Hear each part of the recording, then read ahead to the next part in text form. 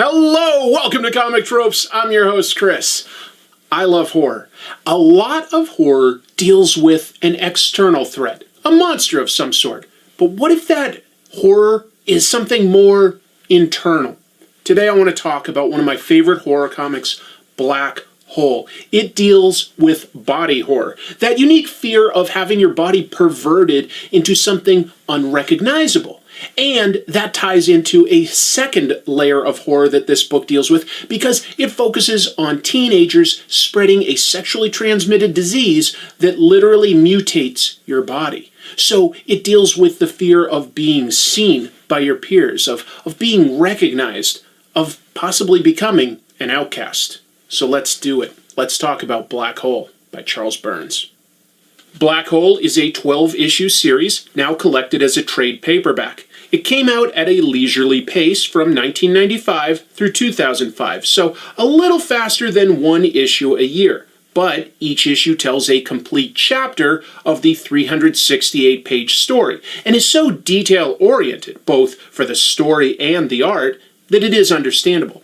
Writer and artist Charles Burns has an easily identifiable style. He uses so much ink that the artwork is almost reminiscent of a detailed woodcut. He got his start working in underground comics for Seattle's Sub Pop Records label and the underground comics magazine Raw. Black Hole had its first 4 issues published at Kitchen Sink Press, but when they went out of business, Fantagraphics reprinted those first 4 issues and took over for the rest of the run. Black Hole follows a number of teenagers in the Seattle suburbs in the 1970s, which is where Burns grew up, so there is an authenticity to the characters and the setting. But the traumas of adolescence are universal. The book is narrated by 2 main characters, Chris, a popular girl in high school, and Keith, a somewhat neurotic stoner at the same school. There is an STD going around, a plague unique to the teenagers of this story, which they refer to simply as the bug. Once you get it, it will mutate you physically. Each chapter of the book begins with a yearbook portrait of a teenager before and after being infected with the bug. High school is a time when teenagers are both trying to form their own identities and they can be nervous about standing out amongst their peers. The teen angst of going through changes like puberty are exacerbated in this story because the bug will physically mark you. It's like all the kids that go through that have to walk around with a scarlet letter A on their chest for the rest of their lives. Throughout the story, parents, teachers, or any adult authority are barely present, only showing up in the background. Instead, we focus on this age group navigating parties, engaging with drugs and alcohol, and battling their own hormonal instincts. Charles Burns tackles sex very matter-of-factly. It's just something that is happening. Keith has a crush on Chris, but Chris falls for popular student Rob, and almost immediately has sex with him. Rob had the bug, though, which takes the form of a small mouth on his neck that whispers his innermost fears while he sleeps. Burns brings the horror to the forefront by placing us in the shoes of Chris thanks to her narrated chapters and showing us her fear. We can't help but relate when she realizes what she's done. At a later party, Chris goes swimming in a lake at night, unknowingly showing her classmates her back rash, which marks her as having the bug. She later steps on some glass, and Keith helps her. It's clear that he likes her, but Chris does not feel the same way. The book engages in a lot of Freudian imagery, especially in the surreal nightmares the protagonists have throughout Black Hole. Keith comes across another girl, Eliza, at his drug dealer's house, and she warms to his kindness. Eventually, she sleeps with him. Keith knows that she has the bug because Eliza has a small tail, but he can't overcome his hormones. The fear of having sex for the first time is brought to the forefront when a piece of her tail breaks off, and while Eliza assures Keith that this is normal, the fear of the flesh overwhelms him. The so-called bug, or teen plague, manifests itself with a different mutation for each character. Some of them are able to mask that mutation, like Rob. Others aren't so lucky, they become pariahs, outcasts in society. The bug itself, that plague, works as a metaphor, but it's vague. It could be a metaphor for the onset of adulthood. It could be about sexual awakening. You could read a lot of it as a fear of STDs like AIDS, but none of that is explicit. It does not ever give you a one-to-one clean metaphor and then a moral at the end. Instead, it's nebulous. It's about the fear of navigating adolescence. Chris eventually runs away with Rob because she feels like an outcast. Some of the teenagers that have more prominent mutations have established a camp in the woods. It's a sad affair where these directionless kids prioritize things like candy and porn magazines over basic needs. They do their best to take care of one another, but it's not enough. They call the area the pit, which has clear meaning. Black Hole takes the teenagers' internal fears of navigating the adult world and finds a way to make that physical. They live in the dark woods. The imagery is gorgeous and terrifying in equal measure. Added into this, a mysterious lurker is hanging strange dolls in the woods, and at one point beats Rob to death. Chris isn't aware and feels abandoned. The emotions of this book are familiar to us all, but heightened for the main characters because of their age. Keith happens to come across Chris and offers to let her stay in a neighbor's empty house that he is house-sitting. She grudgingly agrees, but also soon invites the other homeless teens, destroying the house to Keith's growing horror. Black Hole is a dark, sad story, but I won't call it a nihilistic one. Some characters die. Some find a measure of happiness.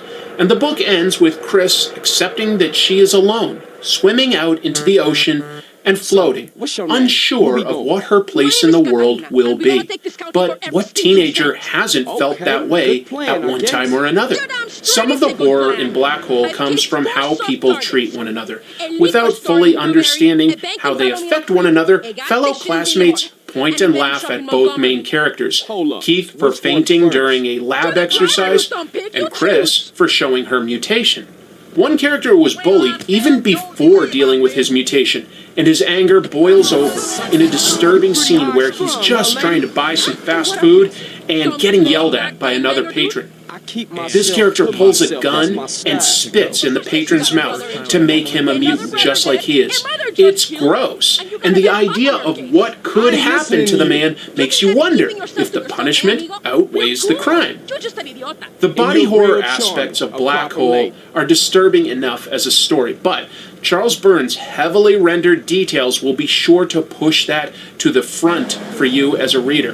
There are so many scenes set at night and in the woods where you feel disoriented, and it seems like the environment is closing in on the characters, giving it a claustrophobic atmosphere despite being outside. And the heavy blacks also mean that when Burns wants to highlight the emotions of a scared person, he simply needs to use some negative space, and a minimal amount of line work will do the rest for him. Black Hole will not give you easy answers, but it will unease you because it deals with basic fears and emotions that we've all gone through. The title won numerous awards along the way. For instance, Charles Burns picked up the Harvey Award for Best Inker for 7 years during Black Hole's initial release. It also picked up international awards at France's 2007 Angoulême Festival and 2013's Gaimon Award in Japan. By the way, despite being spelled the same, the Gaimon Award has nothing to do with Neil Gaiman. It's short for Gaikoku no Manga, which means basically foreign comics. So, Black Hole. I strongly recommend it.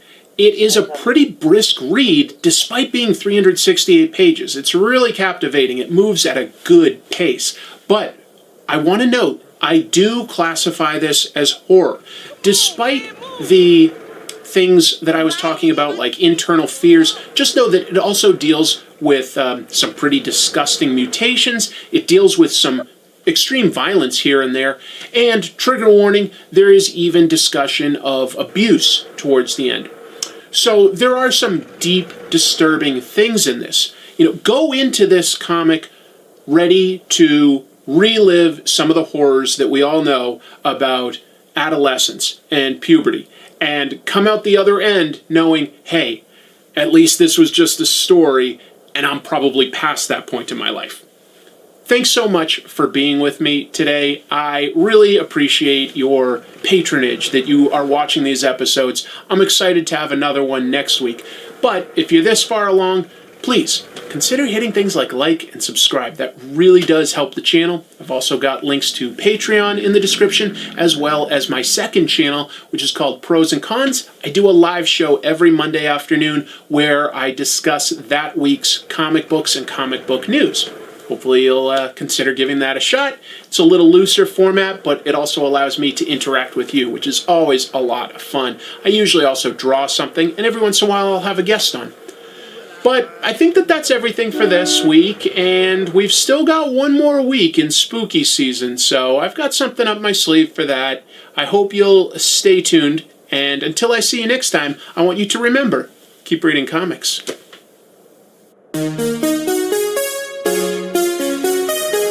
Thanks for watching this video. If you liked it, please consider hitting like and subscribe. If you'd like to support the show, there are merchandise links beneath the YouTube video, and you can always hit join on YouTube or visit Comic Tropes on Patreon to get access to special perks.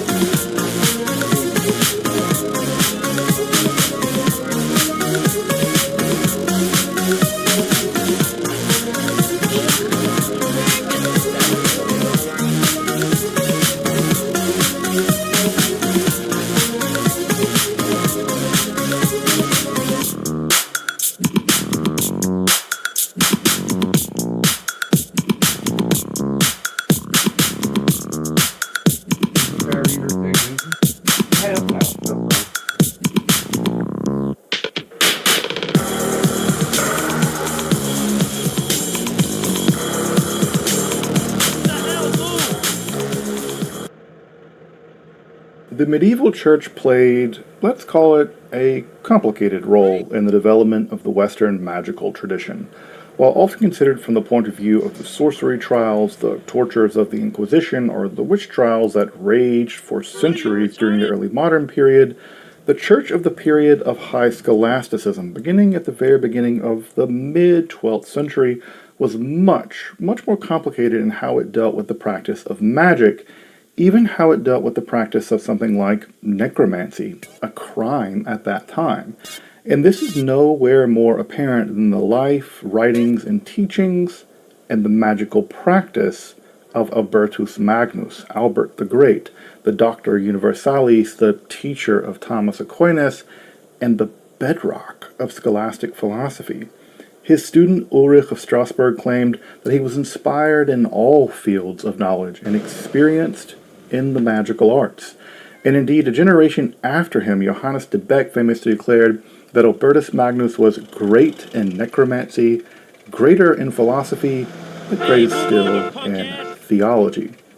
But still great in necromancy. And for 800 years, Albertus Magnus has been associated with magic and the occult, from his authentic writings to grimoires detailing the use of a corpse's hand as sinister sorcery.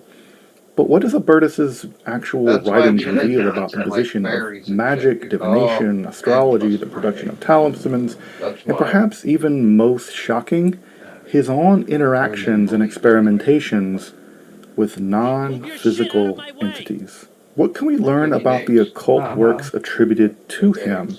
And most importantly, what does his position on magic reveal about just how complicated the relationship between Christianity and the occult has been through history?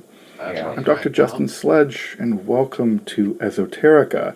I'd hope you considered subscribing and supporting the work I do here by taking a look at my Patreon or some of the cool merch that we have on the channel. But now, let's take a look at the history of Christian occultism, the 13th century universal genius, Albertus Magnus. Dr. Justin Sledge, and welcome to Esoterica, where we explore the arcane in history, philosophy, and religion. It's everywhere. Are you screwing with me? Dust gets everywhere.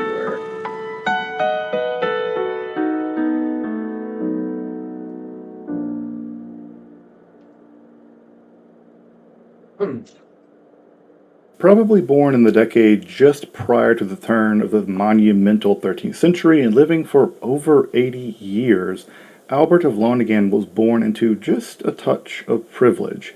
Educated in Aristotle at Padua, who'd become a Dominican in the 1220s, and he began lecturing both at the most prestigious theological institution in Europe at that time, there at Paris, but also closer to his home at Cologne in Germany. During this time, he became the teacher of none less than Thomas Aquinas, one of the greatest luminaries the West has ever produced, among numerous other brilliant students. He would begin to compose commentaries on virtually all of the works of Aristotle with the aid of the great Muslim philosophers. Especially influencing him were Avicenna and Averroes.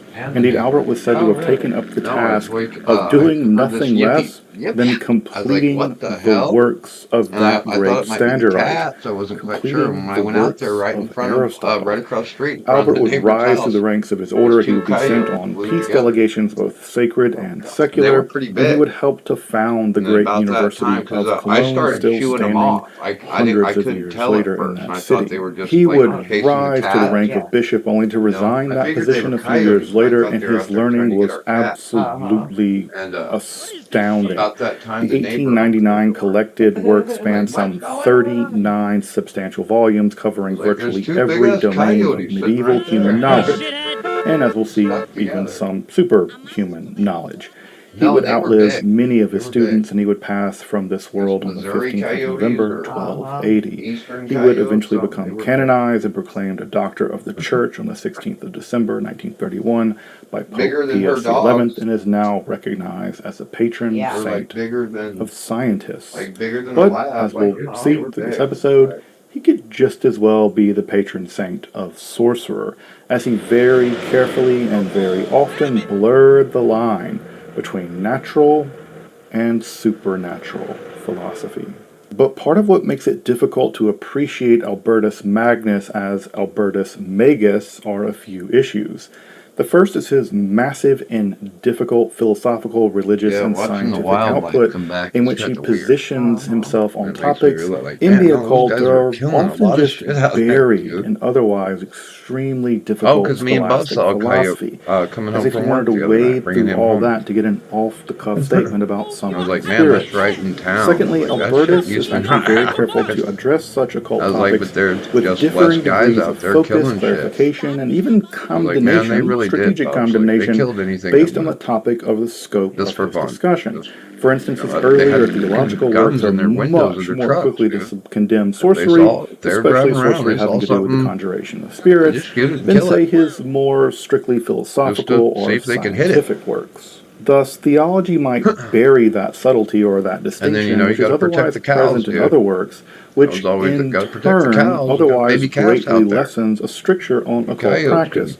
What's really clearly condemned in a theological work is going to have a bit more wiggle room in one of the scientific or philosophical ones. Thus, a blanket condemnation on spirit conjuration in his early commentaries on the sentences of Peter Lombard is significantly retracted or at least tweaked, perhaps sometimes even reversed by his own confession, in, for instance, his commentary on Aristotle's De Anima. Finally, there are a range of texts attributed to Albert, from alchemical treatises to diabolical grimoires, which have accumulated over the centuries. Now, some of these texts were likely produced within Dominican circles of Albert, perhaps by his students, or maybe even reflecting his own thoughts. They might even be by him, for all we know. While others are as wonderful as they are completely spurious and fraudulent, produced centuries after Albert's death. Thus, to get at the occult philosophy of Albertus Magnus, and really at the foundations of Christian occultism, we have to take a rather difficult synoptic glimpse of his work, letting his scientific and philosophical dimension often temper his more sacred strictness or strictures before then turning to those pseudo-Albertine or Albertine-adjacent texts, which ultimately produce his legacy as both a scholastic and as an occult philosopher. But to appreciate Albertus Magnus as Albertus Magus, we must first appreciate the inheritance of the language of magic that he's received through the history of Christianity. Specifically, Augustine and Isidore of Seville both taxonomized and largely discredited the practice of magic, nearly entirely taken as the work of just demonic trickery. And while William of Auvergne, a generation prior to Albert, would introduce the concept of natural magic to denote the processes of detecting, unlocking, and instrumentalizing hidden forces of nature, Albert, for whatever reason, just doesn't take that tract at all. Indeed, rather shockingly, he just adopts the otherwise scandalous term necromantia, or necromantia, a term most often associated exactly with diabolism and pacts with demons, or at least it would be soon after Albert's death. But even around Albert's time, this term was also undergoing subtle transformations. Petrus of Fonzi and Godelicinus would go on to classify necromantia, or necromantia, according to physics. They claimed it as a division of physics, as one of the liberal arts, divided into 9 parts dealing with elemental, spiritual, and demonic magic, and further associations of medicine, navigation, or optics, but most specifically with the production of talismans, astrology, and alchemy, getting us in more firmly esoteric land. Thus, the generation prior to Albertus Magnus was already setting the stage for a general loosening up of some of those restrictions inherited from Isidore and Augustine, which had existed prior and which would actually go on to be reinforced after Albert. For instance, his student, Thomas Aquinas, would be much more definitive and strict on a range of just these topics, especially, ironically, or not ironically, the conjuration of spirits, the practice of astrology, and the transmutation of metal via alchemy. Thus, Albertus Magnus lived at just the right moment for a very brief but very important renaissance in Christian occultism, something that wouldn't be seen again until the latter part of the 15th century. And as I mentioned a moment ago, Albert's comments on the occult, while often surprising and even shocking to us, are often just buried in rather daunting terms. Further, his theological writings remain pretty conservative and even unsubtle on these topics, often just echoing previous generations of theologians, especially Augustine and Peter Lombard. However, in his more philosophical and especially his scientific works, we are likely hearing the more genuine positions of the experimentalist Albert. These works often take the form of commentaries on Aristotle in which Albert attempts to bring to bear and synthesize both Aristotle but also the Arabic commentaries, but most important of all for our purposes, his own experimental evidence and the experimental evidence of his colleagues. These works span the gamut from biology, meteorology, the study of animals and plants, and especially mineralogy, among much, much more.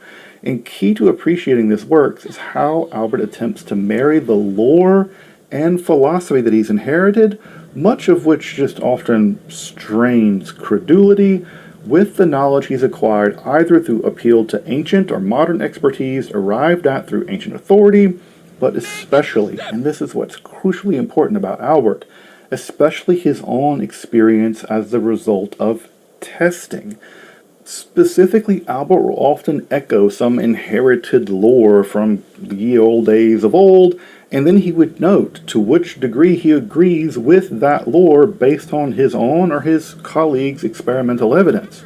Now, to be sure, I'm not trying to say here that Albert is an 18th century British empiricist or something, but he's clearly interested in putting that arcane lore that he's inherited into communication with his own or his colleagues' own experimental experience, and you constantly see him in his writing saying, I have confirmed this, I don't believe that, that seems to work, this seems like craziness. He seems to sound a bit like an experimentalist, and perhaps that's on most scandalous display on how one of his conclusions is borne out by reason and his interest in the occult become married in what is otherwise a just offhanded comment on his commentary buried at the beginning of Aristotle's De Anima. At 126, Albert's discussing whether an incorporeal agent, such as a spirit or an angel or a demon for that matter, can move itself or be the source of movement. And rather than just appealing to a purely philosophical deduction, he actually appeals to both the ancient sources of wisdom, Socrates and Hermes Trismegistus, such that the movement of such gods, as he denotes them, were actually indeed possible. In fact, he then appeals directly to his milieu, and he says this is affirmed by diviners and spellcasters in the present day. But for Albert, he concludes himself that for his part, these gods, quod angelos vademonos loca, et anima exaltae ad corporis moventur ad de loco ad loco, quis veritatem et nos ipsi sumus experiti in magicis, which we call these beings angels and demons, and souls stripped from bodies, yet move from place to place, which we ourselves have verified the truth whereof with the art of magic. Yep. You just heard that one of the most important theologians in the history of the Catholic Church just admitted to knowing that incorporeal beings can move around because he's confirmed it through the practice of magic. But let's put some bumpers on that before we get all too excited. In this theological work, such as the commentary on the sentences of Peter Lombard, Albert clearly condemns any magic that involves invocations, conjurations, sacrifices, fumigations, and adorations. Typical condemnation for dealing with demonic entities at the time. However, and unlike his student Thomas, Albert nowhere deals with the concept of the pact with the devil that will become part and parcel of the later witch heresy. But given his guardrail, as much as it is a guardrail, it's never lowered. You can never do any of that kind of stuff, according to Albert. How does this square with his comment in the De Anima? It has to do with how Albert conceptualizes magic, or magica as he most often denotes it, but also how he conceives of those incorporeal entities he's just interacted with and told us about as magic. For Albert, the anima, or soul, is above all the principle of animation, or movement, specifically intelligent, autonomous movement. I think I For can his get part, it. he suggests I that there think must I can do exist this. spiritual creatures, such as angels, but also the righteous dead, Camera, but where's my also camera, dude? immaterial Keep her steady so I can get a intelligences good which are shot. Hold on. separate from the physical ain't sublunar world and My bad. probably deathless, at least This is to some crazy. My degree. bad. Developing a kind of Christianized version of Aristotle's metaphysical Hold on cosmology, side. Albert We'll get contends that ourselves the killed. superlunar world, the world above the moon, is populated by a series of celestial intelligences associated with the stars, with the planets, Keep her steady so I and can the get a fixed good stars, shot. which are I all don't wanna instruments do of this. causation between the very remote divine first cause and the sublunar physical world in which we dwell.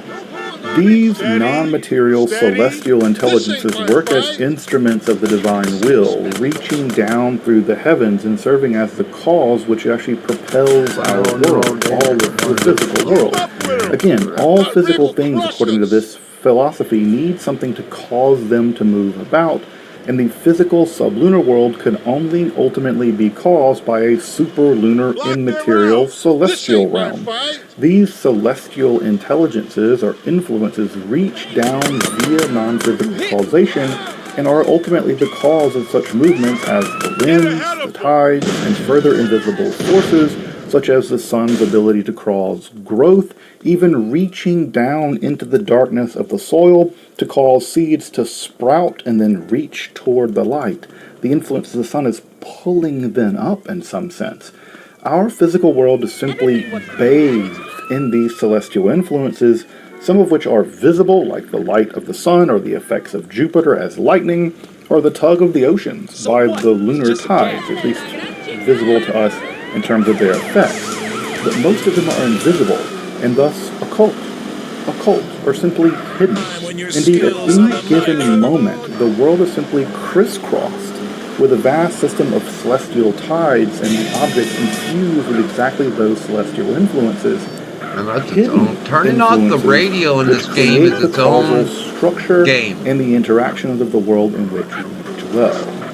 But what if we could detect just those hidden celestial influences which rain down from the vast superlunar intelligences, and not just detect them, but instrumentalize them to empower the human being to do the will of God, a divine will communicated directly to human beings in just those influences. That investigation, detection, and instrumentalization of the hidden occult web of immaterial celestial influences is just what Albert the Great terms ars magica, the art of magic. And yeah, this is all downstream of Ibn Sina, or now we're fairly confident, pseudo-Ibn Sina's book on astral radiation, De Radiis, known often in the Latin West, appropriately, as simply On the Theory of Magic. Albert develops and deploys this idea over a great deal of his work, but it's on display in the most practical sense in 3 of his major books. His work on animals, his work on plants, and especially his book on minerals. The work on minerals, De Mineralibus, is perhaps the closest thing that Albert ever wrote to a practical guide to his conception of magica. In fact, it's probably why it remains one of his most popular texts. And here he details the theory and practice of not employing not only the occult powers of stones, gems, and metals, but also the processes by which those special forms which radiate down through the cosmic spheres may be captured in the form of magical talismans. Indeed, he even declares that, quote, the necromancy of images and seals is a good doctrine. Of course, stones, gems, and metals all share specific natural qualities which can be put to a range of purposes, but incantations, charactare, signs, and even sacrifices can be used as a kind of focus with specific astral timings to capture specific celestial forces onto things like engraved mineral elements, thus imbuing them with power over and above their mere natural properties, which still strike us as pretty esoteric-y. And relying on the inherited knowledge of both recent medieval guides, but also the received wisdom of the ancient Egyptians, the Hermetic pagans like Thabit ibn Qura, the Babylonian Germa, to Greek Ptolemy and Magor the Greek, among other people who we don't know who they are. And Albert's On the Minerals proved to be one of the most successful mineralogical grimoires of the Middle Ages and beyond. It's still popular. And yet, his student Thomas Aquinas would reject talismanic magic as inevitably demonic, ultimately requiring satanic aid to be effective in the end. Of course, his subsequent work on animals and plants would continue this line of thinking, now providing encyclopedic discussion, theory, and practice for using plants, herbs, and animals, mostly parts of animals, for magical ends. From making herbal incense, the curative power of plants, or even the magical use of plants to do things like open locks, along with the production of herbal talismans which would be suspended or even worn for specific magical ends. His work on animals has to do more with the range of how various parts of those animals can be used to do things like inspire love, drive away demons. Fish livers are good for that, as per the driving away of Asmodeus by Tobit. They could hold ships in place or hold the secrets of the future in their entrails, as in the ancient customs of augury.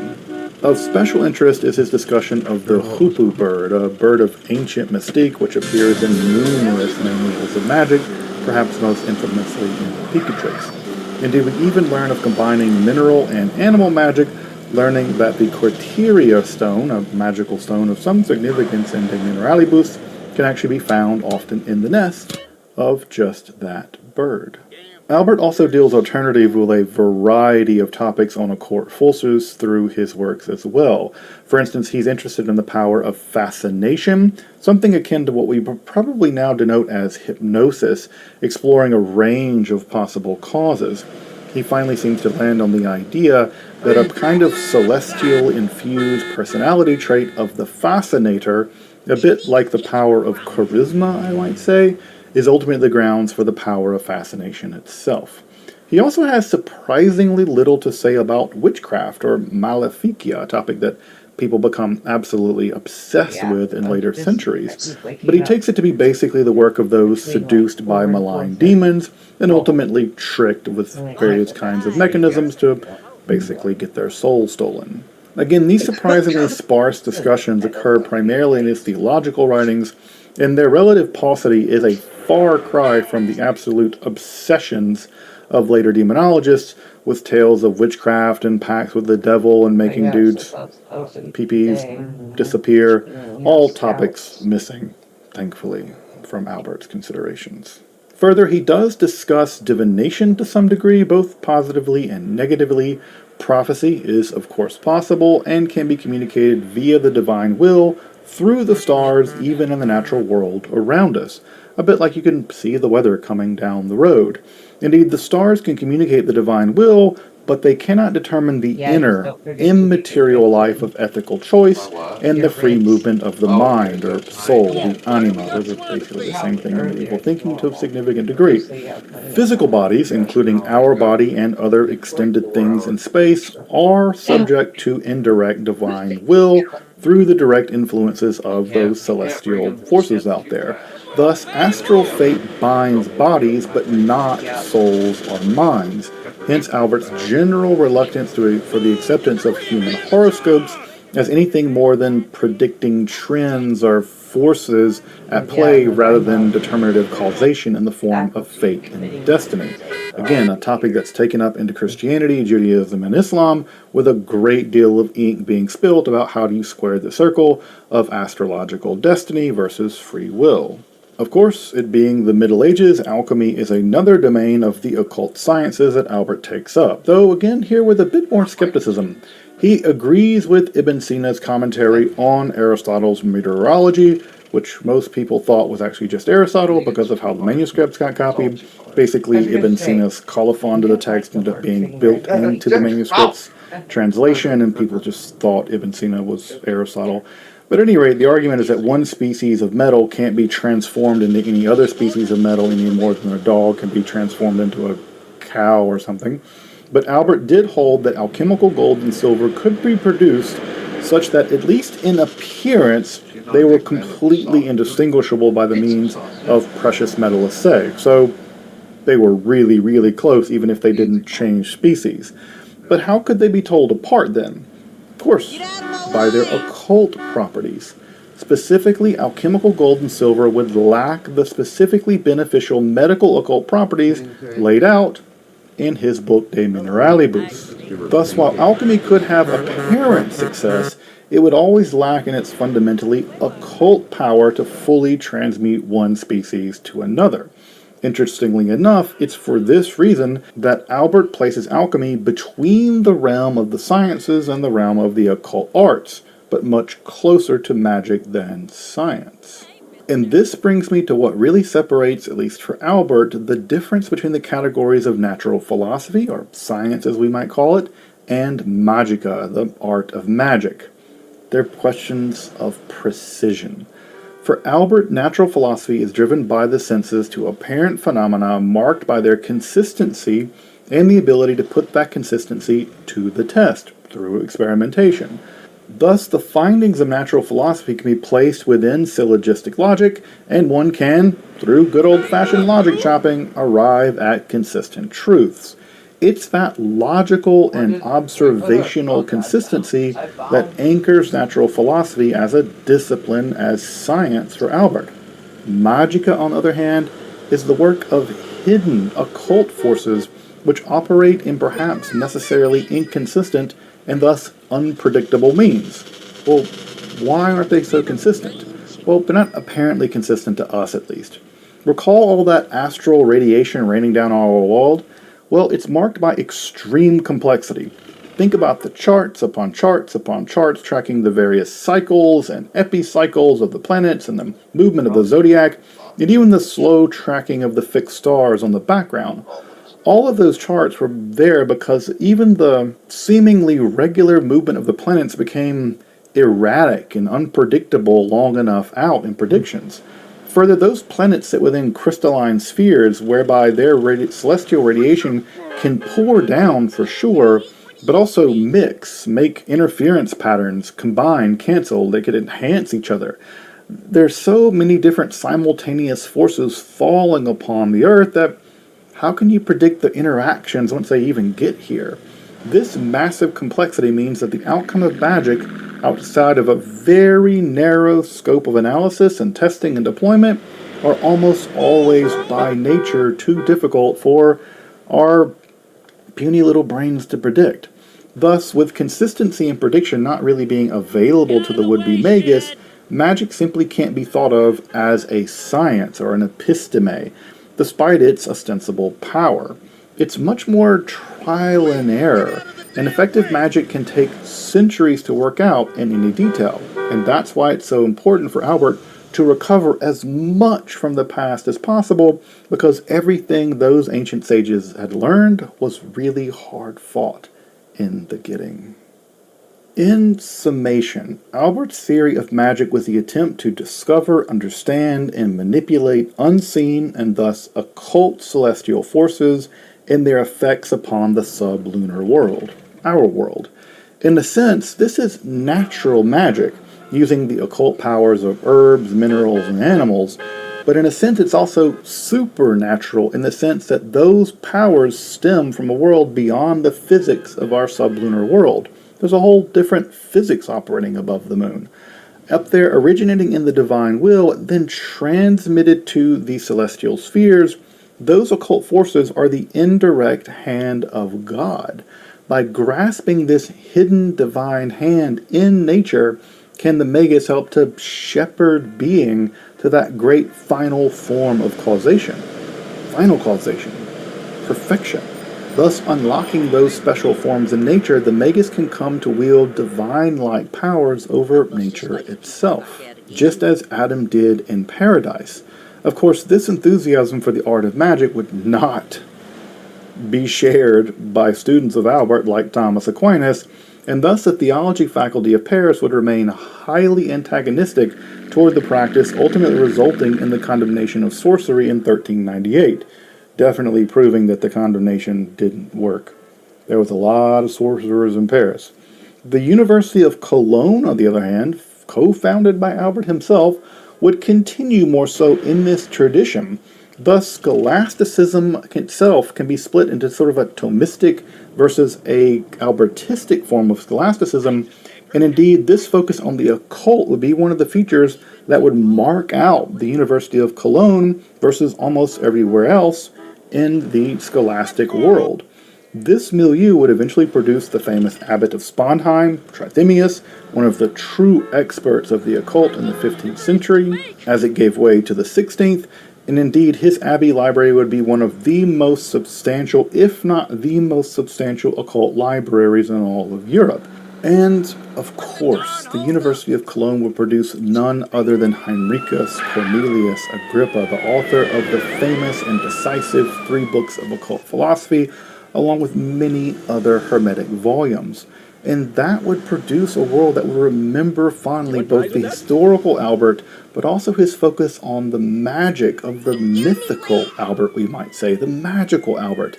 And it would be that magical Albert, truly a mage among mages, that was already developing well before Albert himself passed from this world.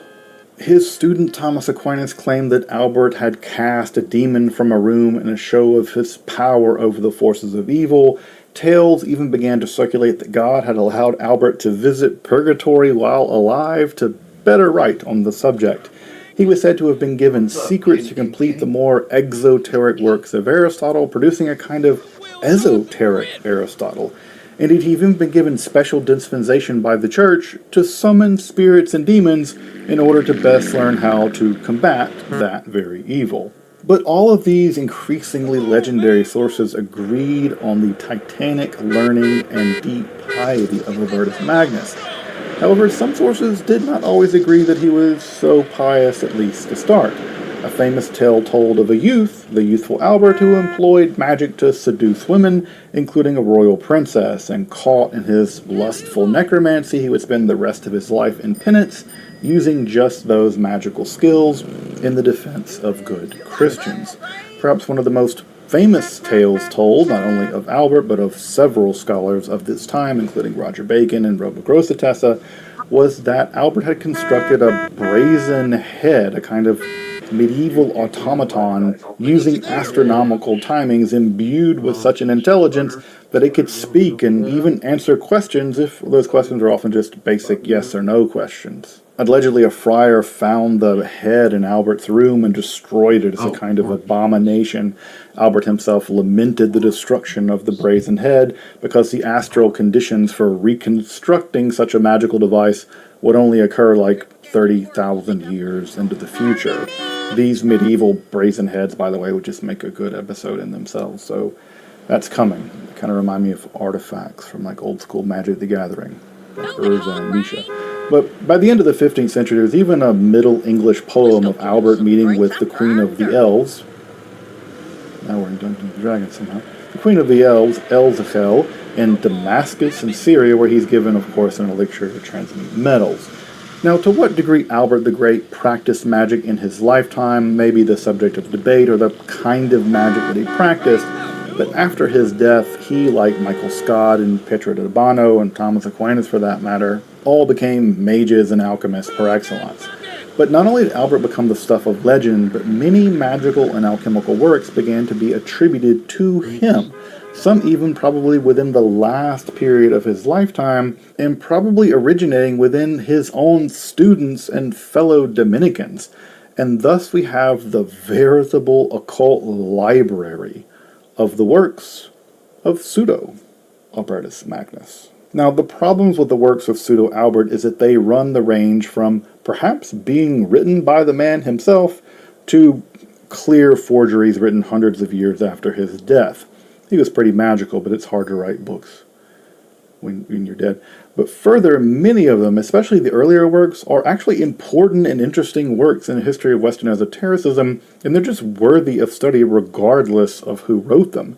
Indeed, as Collins points out, the pseudo-Albertine works have probably actually ended up having a more decisive impact than the actual stuff that Albert wrote. I mean, ask yourself, when's the last time you read a work by Albertus Magnus that wasn't one of these magical books? Hold on. That's probably not a fair question to be asking this crowd.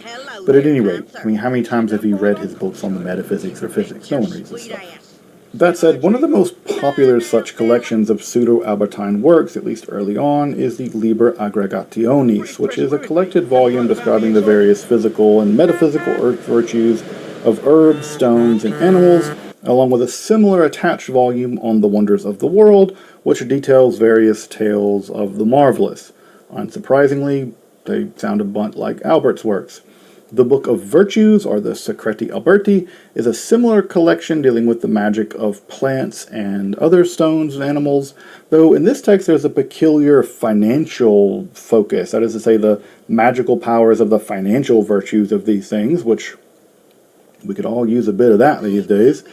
Again, all of these collections are either based on earlier texts like Islamic or Jewish works on herbs. In fact, Albert's earlier work on herbs is in fact based on a Jewish text, and gems along with other things, and these writings are largely thought to be produced at least somewhat contemporaneously and perhaps within the circle of Albert himself. The incredibly popular De Secretis Mulieribus, or On the Secrets of Women, also has its origins in the 13th or 14th century Dominican circles and is a detailed account of various gynecological matters including human generation, embryonic development, signs of virginity, the birth process, and monstrous births, along with analyses of bodily fluids, especially menses and semen, along with how to determine the sex of an infant prior to birth. Again, this is similar to the kind of stuff that Albert wrote in his commentaries on generation and destruction. The volume also contains a detailed analysis of astral influences on fetal development, especially the influence of the ominous Saturn, in terms of personality and physical development. Again, this is probably not written by Albert, but it's so Albertine in its insights that the topics from a medieval perspective, all with proper caveats, medieval dudes don't know a lot about what's going on with women, but it's very Albertine in the way that it goes about trying to prove what it's arguing. But none of these works were included in the 1651 collected works of Albert, but they did begin to appear printed together in the 15th century and became known in French as Le Grand Albert. Again, together they were very popular and were continuously in print together or as separate tracts. I have a couple of copies of De Secretis Mulieribus. In fact, I think there's one for sale on the Rare Book site right now, and these continue to be printed all the way into early modern printing.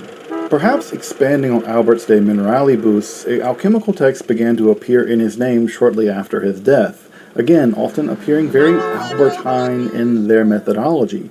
Even some early manuscripts of the decisively important Summa Perfectionis of Pseudo Gerber, itself probably composed by Paul of Taranto, were even ascribed to Albert. And I've done a whole video on that one, by the way, on the Summa Perfectionis, which is perhaps one of the most important alchemical texts ever produced in the Middle Ages. But the most famous of these tracts would be the Samhita Recta, which is a relatively straightforward guide to introductory alchemy, including theories on how to transmute metals, details on various substances, equipment checklists, operations for producing gold and silver, at least in some bare detail. In this way, it's kind of a beginner's guide or a practical guide to match the more theoretical quality of the De Mineralibus.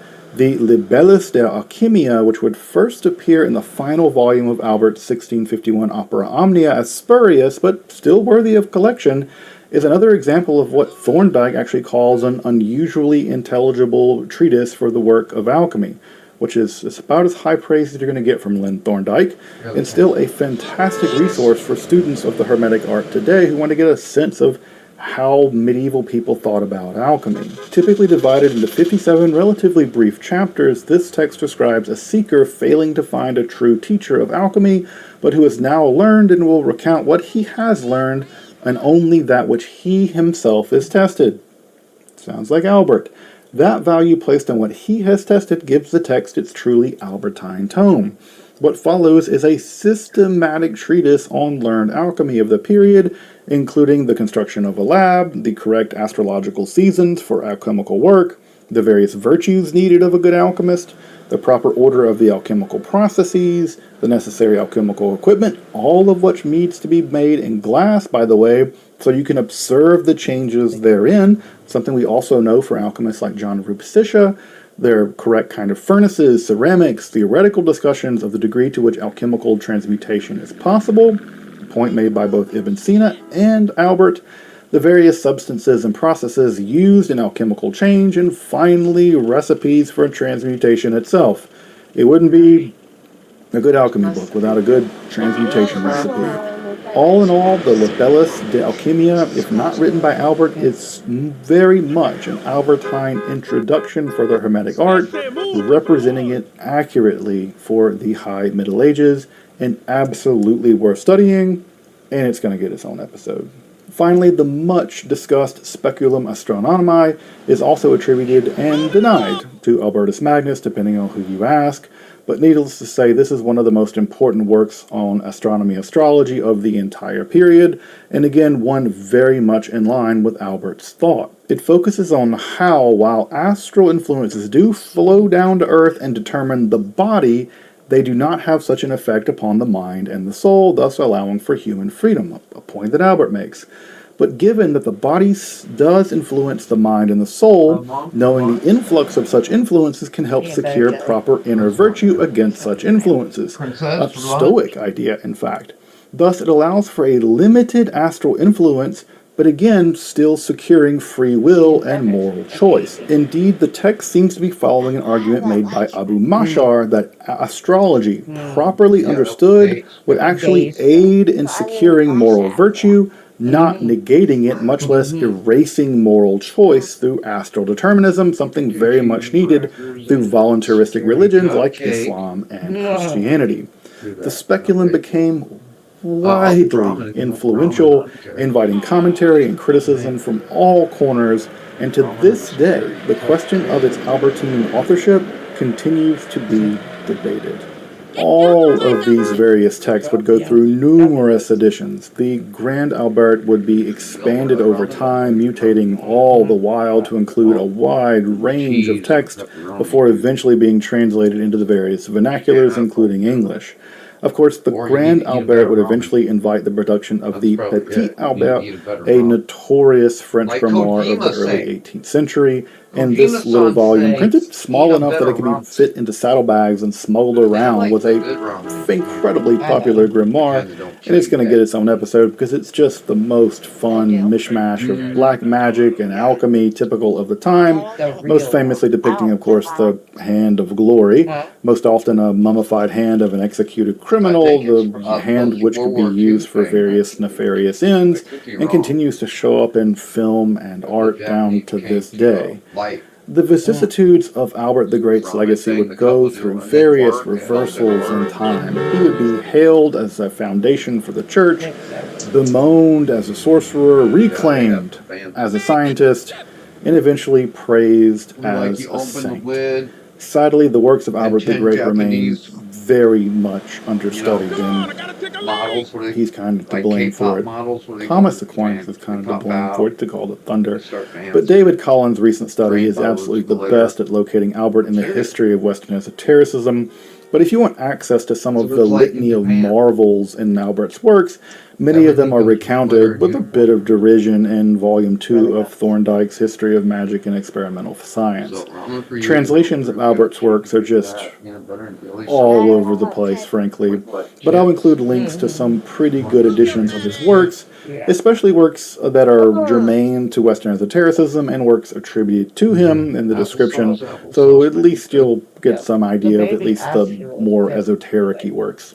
Of course, Christian occultism is fascinating and a frankly little explored topic, so I'm going to be coming back to it time and time again to be sure, including specific episodes on many of the types outlined in this episode, because this is just a very thin overview of the importance of Albert the Great. It's even in his specific contributions to the foundations of Western esotericism, and specifically Christian occultism. But until then, I'm Dr. Justin Sledge, and thank you for watching Esoterica, where we explore the arcane in history, philosophy, and religion.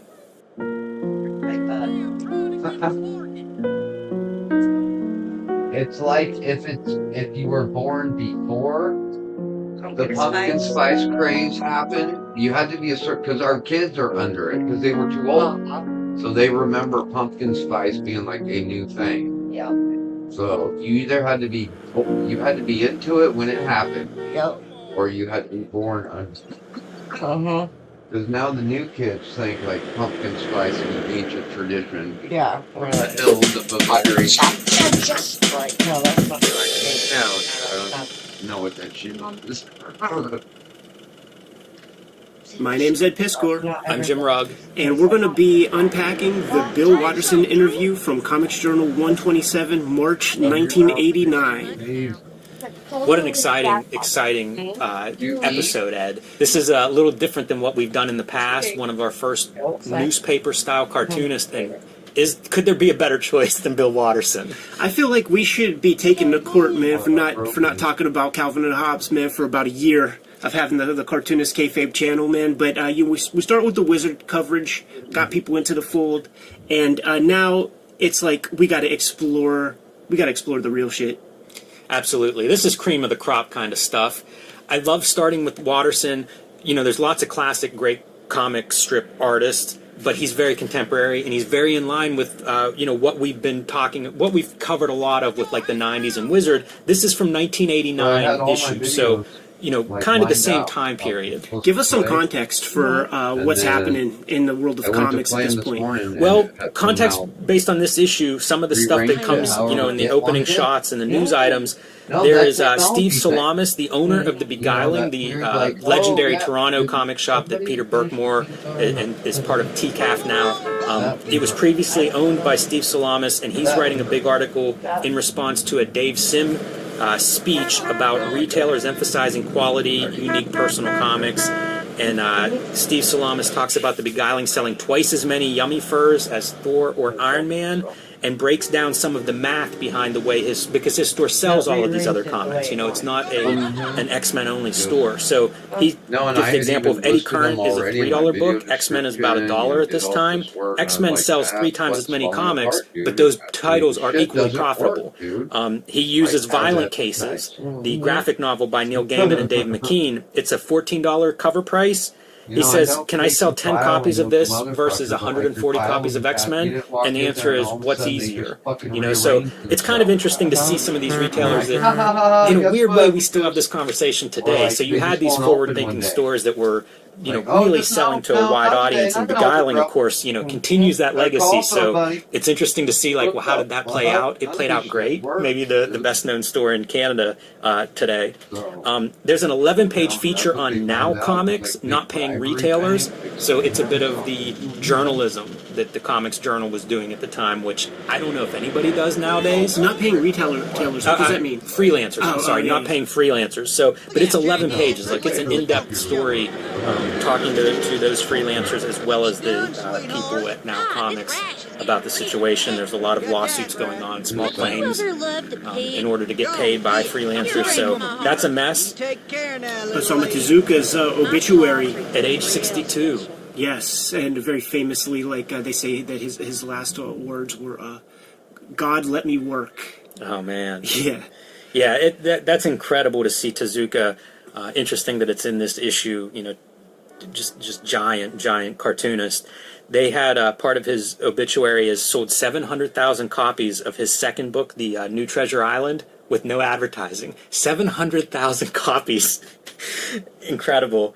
Obviously, the creator of Astro Boy. There's some reference to Manga, the book by Frederick Schott, which at some point we're going to unpack and get into. Have to. But Tezuka wrote the intro to that, and there's some great quotes from him, in this obituary talking about how he viewed comics and the potential that comics had, which is nice to revisit. A little bit of a sad note, but certainly a celebration of one of the greatest comics in history. Some miscellaneous notes. Viz, the manga importer, announces the upcoming, they're going to be doing Fist of the North Star. There's almost no information either, at this point. This is very early on, but I thought it was cool to see that one mentioned. And Rumiko Takahashi's Lum is announced. There's some international spotlight. Comics Journal was always good for covering a pretty wide landscape of comics. They talk about Edgar Pierre Jacob Edgar Magic is, Pierce Jacobs, unpredictable. who is part of the Clear Line style that comes out of Europe. He worked with Hergé on Tintin, kind of as an assistant or a team that worked with Hergé. Went on to do his own work. Blake and Mortimer would be the book that he's probably, or the characters that he's probably best known for. But a Like nice magic spotlight and on what? him. And some of the reviews that are covered are Taboo Technology, #1, Steve Bissett's And horror machine. anthology we've talked Yeah. about on some other Difference shows. between magic and machine. There are That's some the only Catalan difference books. between that Fires by Jack Lorenzo Star. Matadi, probably being the one of the higher profile graphic novels at this time. Yeah. Cabby by Marty, Oh, yeah. a book I'm a fan of. And then there's some coverage on Linda Berry and Peter Bagg Quit and distracting me, bro. what they're working on at the time. So that's kind of the survey of this issue up to this point. And before we get into the Watterson interview, I want to thank the good people at Fantagraphics who are proponents of the channel. Said after we did the Comics Journal 152 issue, the McFarlane one, they said, "You boys need to get off that wizard bullshit, man. Here are the keys to the kingdom. Here is access to every issue of Comics Journal. Start to go through these a little bit." And here we are, man. The Bill Watterson issue, 1989. The strip is Calvin and Hobbes. Barely, not even 3 years into syndication at this point. So it still has a ways to go, man. 1/5 of its tenure is completed, and it's already looked at as being very special. Yeah, there's a lot of coverage in this issue. Some people writing So what about time some does this context go in? for this comic and calling it the classic that Okay. it goes on to become and recognized as. But many comic strip fans are already calling it that classic here 3 years in. I think he's in about 600 papers at this point, and I Yes. think at its peak it would get to about 2,400 papers. So massive success. Not just critical acclaim, but this is one of the most popular strips as well. Yes, and one of the reasons I chose for this interview to be like one of the first other TCJ pieces that we're doing is that it is an actual, honest to goodness, Bill Watterson interview. We sort of like heard and we sort of know through the grapevine some of his stances on licensing this and that. To hear it from the actual guy is an opportunity that is very, very few and far between. And during our conversation today, it's going to be a blend of the things that we've learned from this, but I also got hold of the complete Calvin and Hobbes. And there's an introductory piece in here that can add some great context to the conversation. Well, Ed, I also was doing some extra homework on Calvin and Hobbes this week, and so a couple of the other resources that I was looking at is this Calvin and Hobbes Sunday page from an exhibition in the early 2000s at the Billy Ireland, and the Exploring Calvin and Hobbes exhibition from, I believe, like 2014 or 2015, also at the Billy Ireland, and both of these books also feature some interviews and some of his words and writing on the subject. So yeah, we'll be drawing from what we know, what's in this interview, because again, this is early in his career. Like, he's got another 7 years of making this strip, and some very big dramatic things happen in that time frame. So we'll certainly use this as our launching point. Yes, well said, man. And it's not like this guy just kind of shot out of the cannon and started Calvin and Hobbes kind of like willy-nilly. He wasn't looked at as being like the young virtuoso who all doors are open to. He spent about 5-6 years submitting different comic strip ideas to the syndicates and was systematically rejected time and time again. Now, we like I said, we know his stance on licensing. You don't see tchotchkes. You don't see Calvin and Hobbes tchotchkes that he gave approval to. I was going to say, I see stickers of Calvin peeing on things all the time. Yeah, and just like reading this interview, I imagine every time he sees that, it's like the death of 1,000 paper cuts, man. He's just like, oh, fuck. He seems to really care about these characters. Now, the reason I even bring that up is because one can look at that as like a privileged position. If you trust the internet and you see, on Celebrity Net Worth that Bill Watterson is worth $100 million, you say, well, of course, he doesn't have to worry about that, man. He has dynastic wealth. Like, nobody with the Watterson surname is going to have to worry about anything for the foreseeable future. In the Complete Calvin and Hobbes, the interview piece, he mentions that he was given the go-ahead from earlier syndicates who said that they would buy one of those lesser strips if he incorporated this little robot with a propeller head that they got a license to and that they wanted to monetize. If he would weave that robot into their fucking comic, into his comic strip, they will sign him up right away. And he said, fuck no. So the guy had his own particular set of ethics from the beginning, and that's another reason why I want to talk about this, man. So many people are very, very quick to just chase that dollar. And the little girl don't do it by any with means the necessary. This guy's a cartoonist. Yeah, let's. I want to dig into that origin too, because obviously we all know him as a giant success. But when he's submitting all those strips, that's about a 5-year period where he said he was rejected. 6 of them were outright rejected. 6 were developed but never made it to kind of that final. We don't know any of those. They were never produced. He actually started out as an editorial cartoonist. But I think you have to be kind of he had a 6-month kind of trial deal with Cincinnati with their big newspaper. And halfway through, they were like, well, we're not going to keep you. You're welcome to stay here. Well, I would read it. Finish out your 6 months, but it just didn't work. And he acknowledges that. Like he describes it as like he just didn't do it. He couldn't quite get the hang of it, couldn't make it work.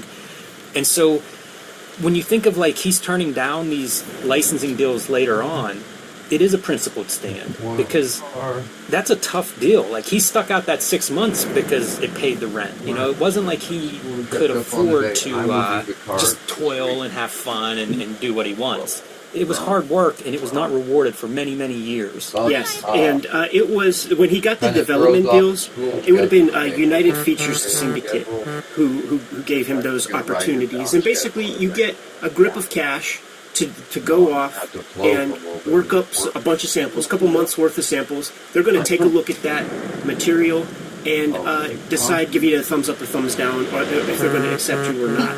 Yeah, and that grip of cash is not something you're going to live off of. No. The number that I found for this was $1,000. So you can't really live off $1,000 for months and months doing this. It's a very small. It's encouraging more than anything, and it's not a guarantee that the thing is going to go anywhere. It's just they get a first refusal rights, basically. And how's this for a story, man? So the initial strips that he put together for Calvin and Hobbes, which would be these babies right here, and Calvin is the guy whose eyeballs you don't see. He did these with the development deal from United Features, was rejected, but it's not like that $1,000 is going to create a situation where the syndicate owns the material. He was able to shop that stuff that he put together for Universal Features, send it to Universal Press Syndicate, who then said, heck yeah, let's do it. Yeah, and the steps in between is he sent it to several different places that also passed on it too before he got to what company he ended up with? It was Universal Press Syndicate, and one of the notes was, we want this, but if the eyes are the window to the soul and you're hiding them, can't have that, man. So he went on and redrew the stuff. Now, with that initial blast of cash at $1,000 or whatever, he redrew those several months worth of strips. The syndicate collects that material, sends it off to their clients, the newspapers of America, and the strip was included in about 35 newspapers to begin. This is some of the early, this would be like some of your promotional syndicated artwork that would go out to the newspapers explaining what it is. You see the Calvin and Hobbes description of the characters. We always talk about you have to be able to explain your story and your characters in like a sentence or two. There it is, motherfuckers. And by the way, that is that early version without the eyes. Right. Now, the tipping point, the reason I gave the preamble about we'll be mixing a little bit of the complete Calvin and Hobbes with the conversation here is because now I don't remember where I read what. Right. So he cites, and one of the things that is always fascinating and interesting to me with these wild successes is like, what is the tipping point? He cites the tipping point as being that very first collection, which hit the New York Times bestseller list, and received many, many printings. From that jump-off point, that's when you start to see the 600 subscriber newspapers, and then the exponential growth from there. I think I There's some got real that, nuts and didn't I? bolts in this interview. One of the things I love is him kind of talking through his thought process behind some of these things, some of what makes the strip successful, some of what appealed to him as an artist. And one note that I pulled out right away is Calvin's scale. That's a perfect example of something you build and you he's think small, you're a genius, and so the world then you looks go different. to use it. And several of the interviews that I have seen with Watterson, he kind of talks about, he was a 6-year-old boy or 8-year-old boy. He was a kid, and so you can relate to the character that way. But as a reader, as a fan, I think that scale is something that is noteworthy, because as you get older, the world does look different, and you can forget that. But also, like, there are tons of movies and books and comics and stuff that are about the characters being shrunk down. Right. There's something about that I think is universally exciting and easy to relate to. That gag of, like, the world is so much bigger. These objects are bigger. It's not as dramatically shown in Calvin and Hobbes, but that is an element. It's an element that he pulls out in this interview and cites, because it is a kid. He talks about sort of, there's the animal, which can be anything, and there's the kid. And those are, in his words, like two of the, I don't know about easy to use, character types in a comic strip. We'll say commonly used. A lot of mileage, a lot of room with those types of characters, and he combines the two of them. Like the two most universal or most filled with potential. When I know you did some Calvin and Hobbes reading after this interview, so did I, and I made note that there are, throughout the entire decade's run of Calvin and Hobbes, there are like 6 characters. Mm-hmm. There's Mom, Dad, Calvin, Hobbes, Babysitter, Little Susie, the Bully, and the Teacher, and I think that's it. There's dinosaurs and all that other stuff, but there's 8 characters in this comic. And he was able to get 10 years worth of mileage, man. What's 10 times 365? Yeah, no doubt about it. That comes up in this interview several times, the very small cast. And he compares that with these strips that run longer, like Peanuts or something, where like new characters are sort of a way to to reinvent a strip, to maybe change the dynamic and keep it going, or provide new territory and new directions. So in regards to the small cast, in the interview, Watterson talks about each character. There is a part of him in each of the characters. Yeah. Which, I don't know, maybe that's obvious for everything, maybe it's not, but it feels like with this small cast, it's very evident. And he talks about the different perspectives of these characters, how Calvin's parents respond to Calvin. So I think that is reflective in kind of all of the interviews that I've been reading with him, is having that small cast is a way for him to kind of have this world. It's not that different than his own world. He lives in a very... I don't know the best word for it, but it's kind of a safe. There's repetition. It's a small group that he's close to in his family, and I think that the strip reflects that. The small cast reflects that. Yeah, you mentioned Peanuts earlier, and the interviewer, who goes by the name of Richard Samuel West, brings up the fact that many strips, they have to find their footing, and it takes some time, and usually the breakout star is not who the cartoonist originally thought it was, and he cited Peanuts. It's a Snoopy strip, Bloom County or whatever, that's Opus. Thimble Theater, famously, it was first castor oil, right, and it became this little known figure called Popeye the Sailor Man, who became the breakout star there. But the words unpredictability come up a lot when Watterson is talking about constructing the actual strips, and he likes to keep himself on his toes, man. So it's a mixture of visuals and writing when he's talking about the unpredictability part, and he wants to create a certain blend. Now, he's in this interview, and he's very clear saying that these are, what he's saying is sort of like how things appear, but it wasn't like conscious decisions, but in reverse engineering and having these questions posed to him, and he has to think about them, he could identify that, like, sometimes there will be maybe a friendship-based strip, another one will be maybe a sad strip, a happy strip, fantasy strip. Word-heavy, dialogue-driven strips. Yeah, if it's talking... Strips with no dialogue. If it's talking heads, a conversational piece where the punchline is in the words, maybe I have them walking through, like, beautiful setting. If I do that, maybe the next day there's no backgrounds at all. So it's this like dance that he does to just remain engaged, which is a requirement if you're going to do such a labor-intensive gig. This is the big piece, I think, that separates Calvin and Hobbes from its contemporaries. He says he prefers drawing. The visuals are super important, and you see it. I have notes of various examples where it's an extremely inventive composition. And he says again and again, he kind of talks about that desire for variety, to surprise the readers, to keep everyone on their toes, and he turns it back on himself because it keeps him engaged.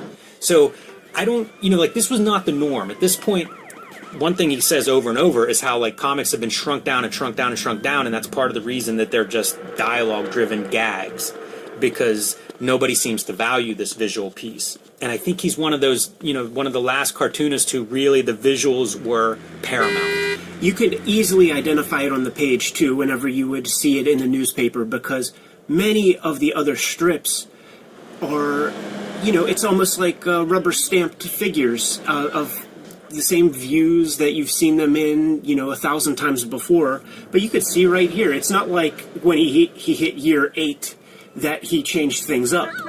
He's not lightboxing his characters and just, pasting them back in.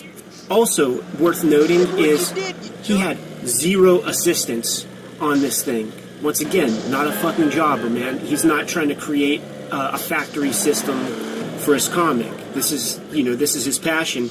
This is his devotion, and every single line that you've ever seen in a Calvin and Hobbes strip comes from his brush alone. Yeah, and I don't know if it's in this interview, but he cites that was a big thing with Charles Schulz, that as he learned that Charles Schulz didn't work with assistants on Peanuts, that was a real source of inspiration for him. They're talking about the world of Calvin and Hobbes. The interviewer can identify and associate Calvin and Hobbes with, there's a certain rule set that exists in this world, and the breath of fresh air is that there's a lot that's left up to interpretation. Is Hobbes real or not? He never spells that out. And we've had other conversations on this channel, dude, about style. What is style? And there's the popular cliche is it's all the things that you do wrong and that is your style. Watterson in this interview talks about giving yourself a sort of set of rules can help solidify a style. And it made me think about there's a famous Errol Morris quote where he talks about style as being creating yourself a set of rules and slavishly adhering to them. Yeah, I think that's true of the comic strip as a whole. The daily routine and deadline, and working within that 4-panel grid or whatever. I guess it doesn't have to be 4 panels, but you are the major rule is the size of that strip. There's no variation in that one. That comes across for sure is a big difference from what we've looked at and thought about with comic artists. And I think probably if you're a monthly comic book artist, you have a similar experience if you work on that for years and years, where you're so aware of that space that you have. In this case, it's a smaller space and it's a daily deadline, but it's that same deal. He does talk about that quite a bit. And honestly, that was something I found very appealing. As a cartoonist, it's something, that's an interesting parameter to put on yourself and see what kind of magic you can make within that physical space, which of course goes back to his desire to be different, to if you did a strip one way, do it a different way the next time. And again, maybe the last great cartoonist at that particular part of it.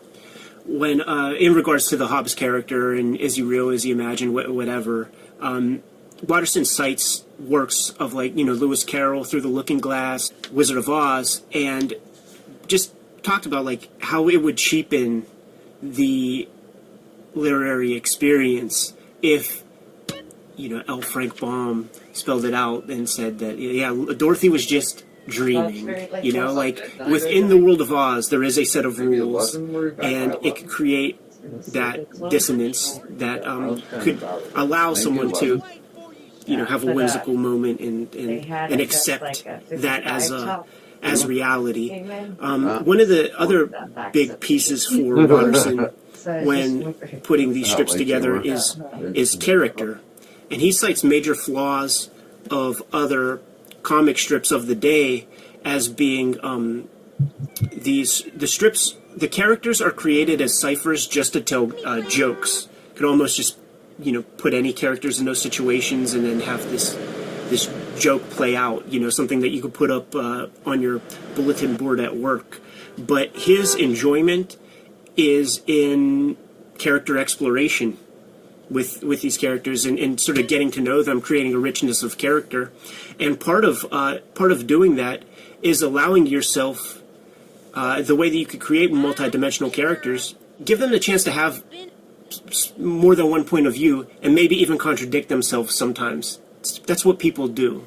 It's genius. It's genius for a character in terms of giving them life. He also pushes this stuff like, here's a cool quote, Hobbes is more real than I suspect any kid would dream up. And it reminds me, this is cartoonist kayfabe, so it reminds me of the wrestling idea where characters talk about, you take your who you are and you sort of amplify that up to a 10. And that's part of what goes into a comic strip too, because again, with four panels a day, you do need to make clear what this character is, where they're coming from, make the reader relate to whatever that quality is. And I think that's what this is. That is exaggeration. It's caricature, right? It's sort of the basis of cartooning is simplifying symbolism and caricature, exaggeration. And so I think that that's the other element besides what you described, Ed, of like this inconsistency, especially for a kid character, but also pushing those personality traits to their extreme.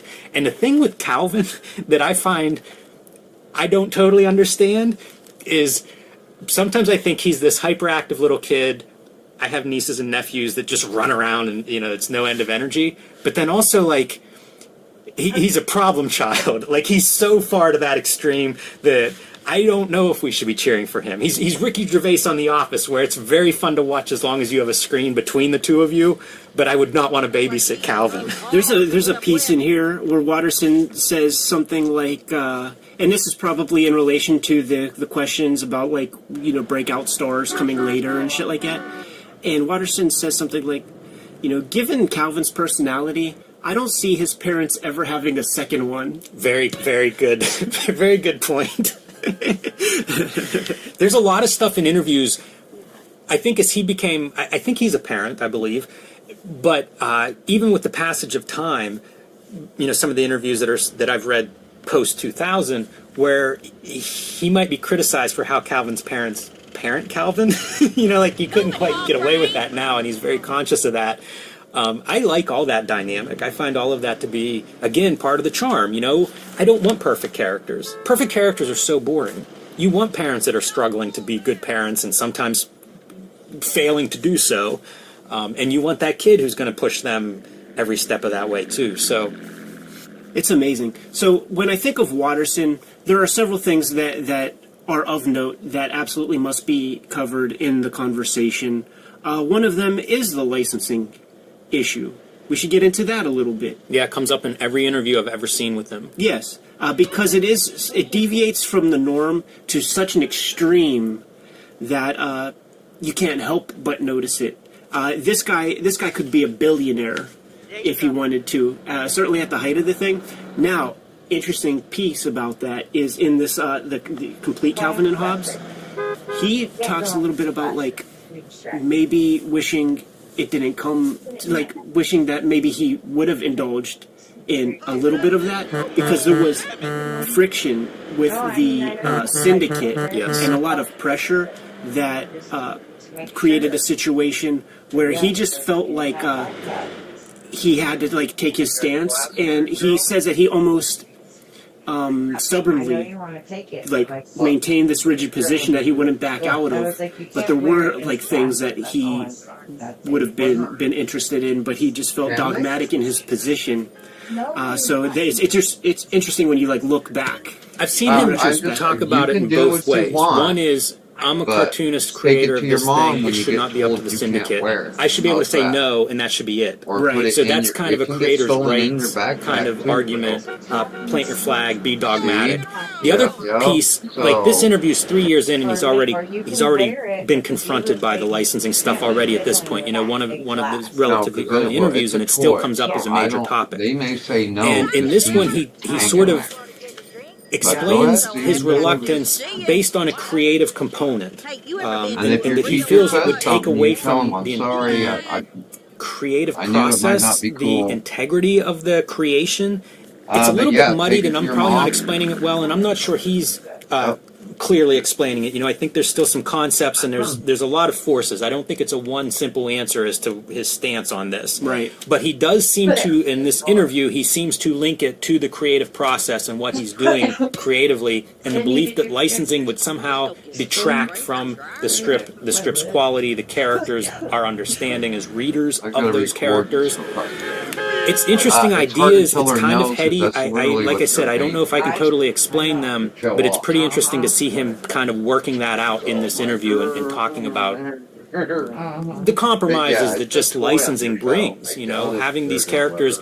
In the case of having a Hobbs plush toy, Or they right? might just warn It her. sort of makes I see it on your it desk, makes you can see him it. a stuffed toy, as opposed to that See, that playing with tension it. in the comic strip between Calvin's world and his parents' world, or real world versus imagination. Once you make the plush toy, you dilute that a little bit. Right. You know, clearly it's a plush toy. Yes, I did pull a quote. If I'd wanted to sell plush garbage, I'd have gone to work as a carny. And goddamn it, dude, there was a Netflix documentary about webtoon comics and shit like that, man. And it's like everybody on there is talking about how the comic is like the way that the comic can see the light of day is just the tchotchkes that are sold. And I was just like, you're all fucking carnies to me. You know what I'm saying, man? So, like, the fact that he's saying the word, the fact that it's cartoonist kayfabe, and kayfabe is carny language, I was so thrilled to see that in there. That is a good one. Ed, this is a strip that I wanted to talk about whenever we got to it. This is a nighttime, it's a monster under the bed. This is an example of the visual inventiveness that he talks about over and over again. In this case, you're seeing, I assume, screen tone that's making this up, but you can look from, you know, this is a, I don't want to say more typical. Well, you know what this would be. This is a Sunday, so it Right. would have been in color. Oh, right. Interesting. Yeah, I wasn't even thinking of that. But you still see the value difference, because Right. we'll see some other Sunday pages, and for the most part, they're very bright, Just as a lot of remember, comics are on the rub news it. on the newsprint. This one is not. It's that invention of, like, let's make this dark. And there are several examples that we'll see of that If sort. if we're done with the licensing conversation, the other big piece Did you forget that your spoon? comes to mind when it comes Hey. to Watterson and Calvin and Hobbes is the Sunday feature. Because once he started gaining a little bit more power and could kind of like throw his weight around, You took mom's I was reading this religiously growing up. It What's became he happening? did a hiatus What's going in the on early here? '90s What's happening? for 3 or 4 months. When he came back, Calvin and Hobbes was a half-page Sunday, the only one, the biggest strip in the Right. the Sunday comics, man. And he ran the risk of being dropped from papers for that. They were not happy that, oh, this guy who like took a vacation, how dare you? 5 years into your job, working fucking 18 hours a day, like you've taken a vacation for 3 months, like fuck They you. canceled Imus But then you in come the back and you morning, throw bro. your weight around. And know what he for? cited some of the inspiration for that. One is like Talking having about a little white bit of girls doing canvas to their play hair like with. white girls. But in the time that he took the hiatus, and the hiatus, Took his radio show hiatus away. is going to come Yeah. later. Took his radio He show away, bro. really started to investigate Yeah. Harriman's Crazy Cat and even Pogo further. And Because he was an old he was talking about, like, the size of the daily Had is to go. so small in scale compared to where it was. You know, the adventure strip is fully You dead. remember You that? can't even do He's that for the anymore. Imus getting But a canceled? strip, Yeah. you know, that he had so much love and devotion to, Pogo, wouldn't even be able to reduce to the scale of the Yeah. modern day comic strip in 1989. So, you know, he wanted that bigger canvas. Yeah, so this is an old Sunday strip. and the old Sunday strips had to have certain breaks in them so that the editors could realign the panels so they could run in different ways, like as a vertical or as kind of a quarter, like corner page or whatever. Yeah. And so that always limited some of that. And he describes getting that full half page was creatively reinvigorating. Like that's something that comes up in future interviews as being like, for him, really kind of rejuicing him creatively. I have to point out this gag because I love it so much, but he talks about the toboggan is better than a runner's sled, and Hobbes asks why, and his answer is there's no way to steer. It's such a perfect characterization of that crazy, reckless kid. Ed, you mentioned Crazy Cat. I have a quote about Crazy Cat from this interview. Best comic strip ever drawn. And this is probably one of the early times I would cross that comic strip being listed as the best comic strip ever, or the best drawn comic strip ever. And I would see it reproduced smaller. You know, that was like a big broadsheet in its day. They lose a lot whenever they're reduced that much. Whenever Sunday Press put out a collection of the Harriman stuff and the Crazy Cat strips, and one of my favorite Christmas memories was like having free time. It was probably my one day off that year, and spending like 2 hours reading through some of that Sunday Press one. And that's when it really, like, the light bulb went off to me of like, I kind of get it. Because it's the same story every page, famously, but it's so inventive. And visually it's amazing. And, like he cites, like the visual side of it is what a lot of artists cite. I think Chris Ware spring braked to like the area where Harriman lived when he was making those in the Southwest, and seeing the landscape that he was kind of drawing from. So that's a big piece of it. It reminds me a little bit of Kirby and the visual world building that Harriman exhibits in that work. Not the same style, but that same sense of like, this is kind of alien, but it also all fits together. So I enjoy seeing cartoonists, bring up those kinds of things, and it's great to see him cite some stuff. It brings to mind another piece of this interview where he cites some of the contemporary cartoonists and his thoughts on some of those. And some of the ones that he reviews positively include Doonesbury, Bloom County, Peanuts, For Better or For Worse, Far Side, and Kathy's Writing. Yes, and he says, right here, and he almost, like, he doesn't quite go this far, but it alludes to the licensing part of the conversation when he brings up Peanuts, because he says something like, Peanuts is worth reinvestigating, because to everybody it's birthday cards and it's insurance salesman, right? Yeah, MetLife and stuff. But Charles Schulz is doing great comic strip work consistently still, and people should maybe give that another look. And sure, I mean, I was reading that thing until the day it went away. One other thing about the Sunday strips, and I'm trying to think if, is this Mandela effect or what? K. Fabrils will put something in the comments. But in the earlier days with the Calvin and Hobbes strip, it was totally by the books, 4-color process, Ben-Day dots, separations. When he starts to have the chance to play around with the format and everything, the color's a part of that too, and the separations are done from watercolor. And I clearly remember that, but it's possible that it's because of the books. But I don't think so. I really think in the newspaper, I saw like the brush strokes when it came to the color seps of Calvin and Hobbes. It's definitely there when you look in the book collections and shit. Yeah, he was definitely watercoloring for those book collections, like the cover art and stuff. I don't think it's in this interview, but it could be. He's talking about color process, and I guess the syndicate sent him a chart. We've seen some of these charts for like different comic book companies to indicate what the color mixes look like, what they'll look like when you specify the codes and stuff. And so they sent him that, and he would actually... He cut out all the sample colors so he could put them next to each other, because color looks so different in context next to other colors. That's a direction that he sort of takes as he moves away from comics and gets more invested in painting and in art in general. And that does come up a little bit in this interview, where the interviewer is talking about the influence of different visual art on Watterson. His background is very comics-centric, and once he gets into comics, then he starts looking at more stuff over time, but like in college and stuff, he didn't major in art. He just kind of brushed against it. But art is a huge part of what he's doing. And so he says that it helps him realize the many different ways one can visually express himself in regards to things like German expressionists, which is something that comes up in several interviews. I think it was one of the early art movements that he was looking at. That part I related to a lot, the idea of like, there are so many different ways to do this. One isn't necessarily better than any others. That's something I think about with comics all the time, and I think you see it more now in comics than ever before, just these different varieties and approaches visually. It's great to see him saying this stuff, and again, it speaks to why he's so good. He's crystallizing things that we, on a subconscious level, were able to identify on the newspaper page. He's talking about, like, most of the cartoonists are just looking at other comics, so they have, like, in their tool set, they have, like, 1 or 2 ways to draw funny, quote unquote. But there's an entire world that's bringing in the best of culture, period, and then doing, regurgitating it or digesting it into your own thing.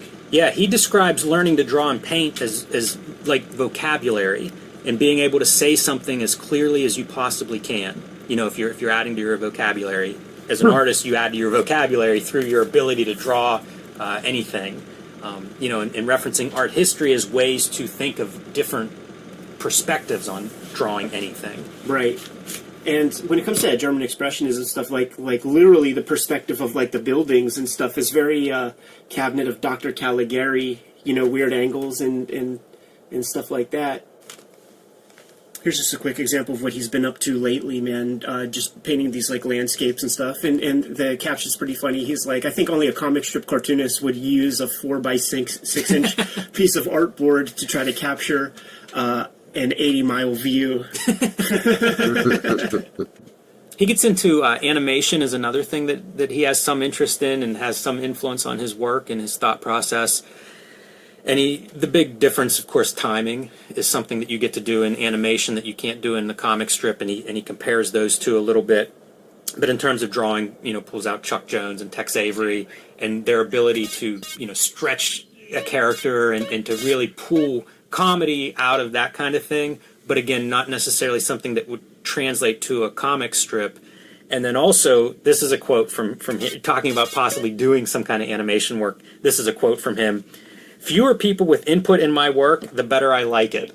This is another one of those notes where it's like, man, do I relate to all of this? Totally. We pretty much hit most of my notes for this interview. It was such a pleasure to go through. In the complete Calvin and Hobbes, he was talking about in the early days. It took years, and it's possible that even at this point in time in this interview, that the Calvin and Hobbes strip is not in his local newspaper. Oh, that's interesting. Yeah. So he said that in the complete Calvin and Hobbes, he said that it was like, such a solitary enterprise. And for you and I, we now have the benefits of, if you want to call it that, of social media, where you can be tagged in a thing and see evidence that your book is out there. But he described it as like a NASA satellite, like sending a signal out to a far off land that just the signal isn't coming back. He just has to trust that it's emitting and going out there, and it's the royalty checks that lets him know that it's doing what it's supposed to. But it wasn't until the strip came to the hometown paper that he felt like he hit a goal. Which one first? It's funny, I know a lot of people that have some version of that, where they're successful in their field, but nobody knows it, or it doesn't register, or you don't see sign of it. And then like some little thing that may not actually be the biggest piece of success does register that way, with a parent, with a friend, with somebody that's not as connected or not watching it the same way. Yeah, my pops is that way, man. Like my shit has been reviewed in New York Times maybe 4 or 5 times, but it never makes him more proud than when it's in the local Pittsburgh Post-Gazette, because that's definitely the day he'll go buy his groceries, and everybody he bumps into at the grocery store, they're going to hear about it. Exactly. So another example of his very inventive visual style. This sequence, you'll see Calvin and Hobbes are standing next to each other in a panel there in panel 1. When you get to panel 3 and Calvin is scared and jumps, now we only see the very top part of Hobbes. You know, it's a way to move that camera and to accentuate that jump. You know, we see all of Calvin is now at the top of the panel, but even further pushing that top is by moving Hobbes down further, so we only see his head and shoulders to extend how far he has jumped. It's a very tiny thing you wouldn't think of twice, you know, whenever you're reading it, but visually that's everything. That's the whole expression of that jump, of him jumping, you know, 4 feet in the air. He represents it just by the compositional choice of move Hobbes down, show us the full Calvin figure instead of just the top of him. And on some of our final notes, man, like how influential are these brush strokes, man? Like you could point to so many people who've been trying to Come on, guys, don't be replicate suicidal on the road. These Try to avoid me a little courageous slashes in ink and brush. This gets into territory that, you know, it gets into things like talent and you know, maybe beyond the ability to cultivate. Like, this is some of the wonder, again, of an exceptional cartoonist and craftsman. I don't know if you ever get to that point. Like, that may be something you're born with. Right. Where's that one piece? Like the stuff here, you know, these cars, like you have to have balls to allow yourself to do that. But he does it, and it's perfect. Every line, not one wasted line, man. No wasted movement, as the great Jim Ross would say in the wrestling matches, man. Yeah, for sure. For sure. Fantastic interview. It left me with a lot of food for thought, Jim. I look forward to taking a look at other comics journals and seeing what other interviews we can uncover and glean from and educate ourselves further in this beautiful medium that we've devoted our lives to, man. I look forward to continuing to dive into Calvin and Hobbes and to look at some of that stuff at a closer level. Hello, because Mr. Whittaker. it's such a treasure. Catalina, what have you brought me It bothers today? me that I don't read this stuff every day. Full to the brim with Yeah, it was such a standout when it was coming out, and I think some of the things that we've Nice discovered doing business. in the interview Likewise. are definitely Now get out of here indications before the cops of come what snooping. made it You ever stand want to out, run and some things freight that I for was me, not just able drop to in. articulate I've when I always was got shit to move. first reading these suckers when they came out on that daily Goodbye. basis, man. Do you have any other notes to hit, or should we get the heck out of here, Jimmy? That's all my notes. The last thing I would say is my big takeaway from this is character. Yes. It's how do I get more character into my comics that I make, because this strip is just is bursting with that character part, that life part of the characters. And I do think there's stuff that we can do better in comics, in any kind of storytelling, that you can draw from Calvin and Hobbes. Yeah, do you think that, Carl, like, who was this? when we have You know me. comic This is the books, truth. graphic No, novels, I there's always this, like, destination to get to.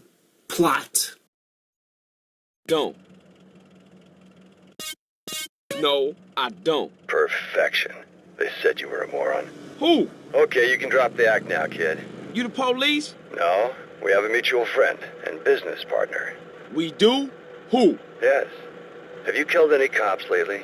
Oh man, Tenpenny. I should have known. That asshole. So I've got a room at a motel in Angel Pine. Make sure nobody follows you.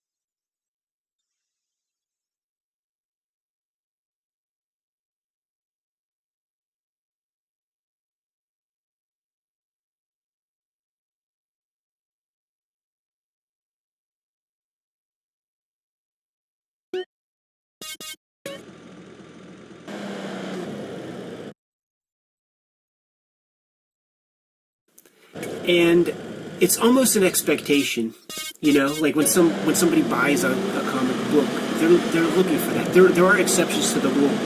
Ghost World is a character piece. There are character pieces, but it is so few and far between, man. And to make something like that completely, I feel like is a courageous move, because you just don't have many to point to on the shelves.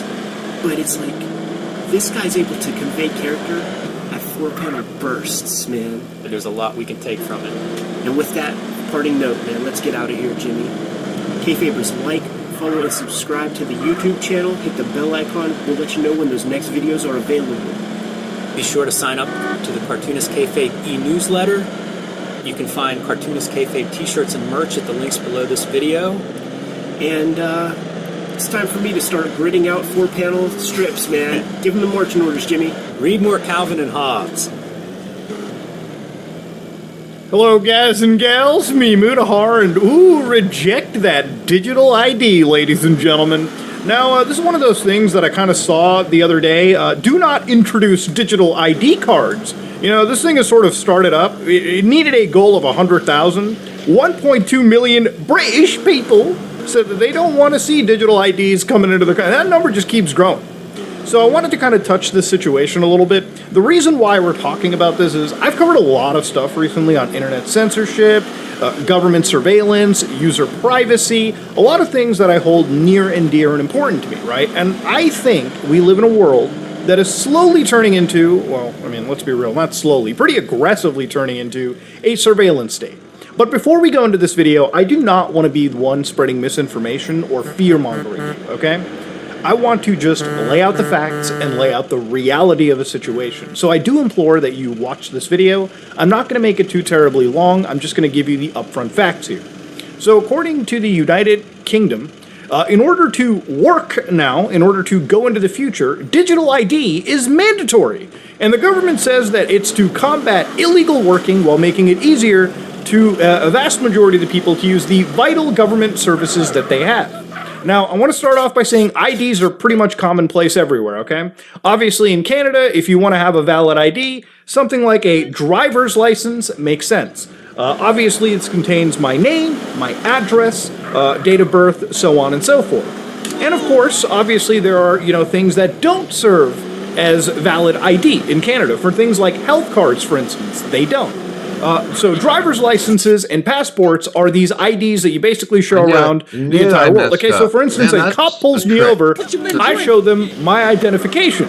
But what if you're like, Muta, what if I don't want to carry around my goddamn wallet, okay? The only reason I carry around my wallet is because I need my driver's license when I drive. If I get pulled over, I need to show an ID to the cop, otherwise I could be in some pretty serious trouble. So of course, obviously, this is not new. For instance, in the United States, there is also digital ID that is available. For instance, if you want to fly domestically, you can go to the Google Wallet and store ID information for your, participating state, so you don't have to whip out the driver's license when you go to the TSA. For instance, if you're in the state of California, you can use their wallet application, the Apple Wallet, the Google Wallet, to store, yes, your identification, your ID card. So when a chippy pulls you over, instead of showing them your physical license, you can give them a digital license. Actually, before I spread a little misinformation, just to reiterate, this will not replace a driver's license physical yet. Law enforcement, state government agencies, and businesses aren't yet accepting the MDL. So this technology is already here, and it works in other countries, okay? Now, why is it such a huge deal, and why is it such a massive issue in the United Kingdom? Well, they're kind of billing it as a way for a measure to make it tough to work in their country illegally.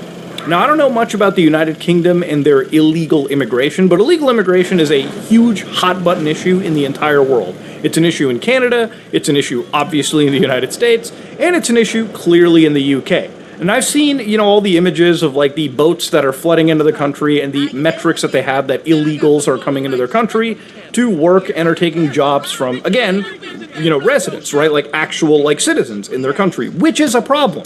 But to give you an idea, this digital ID system doesn't necessarily even solve it.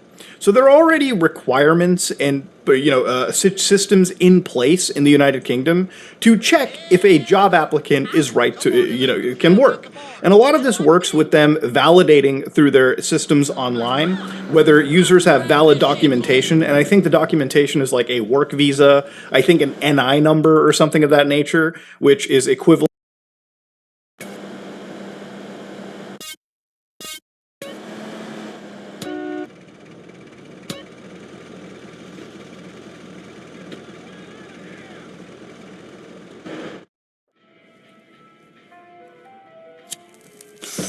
Hello?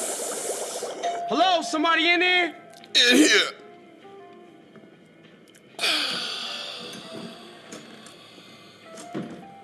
Check this shit out.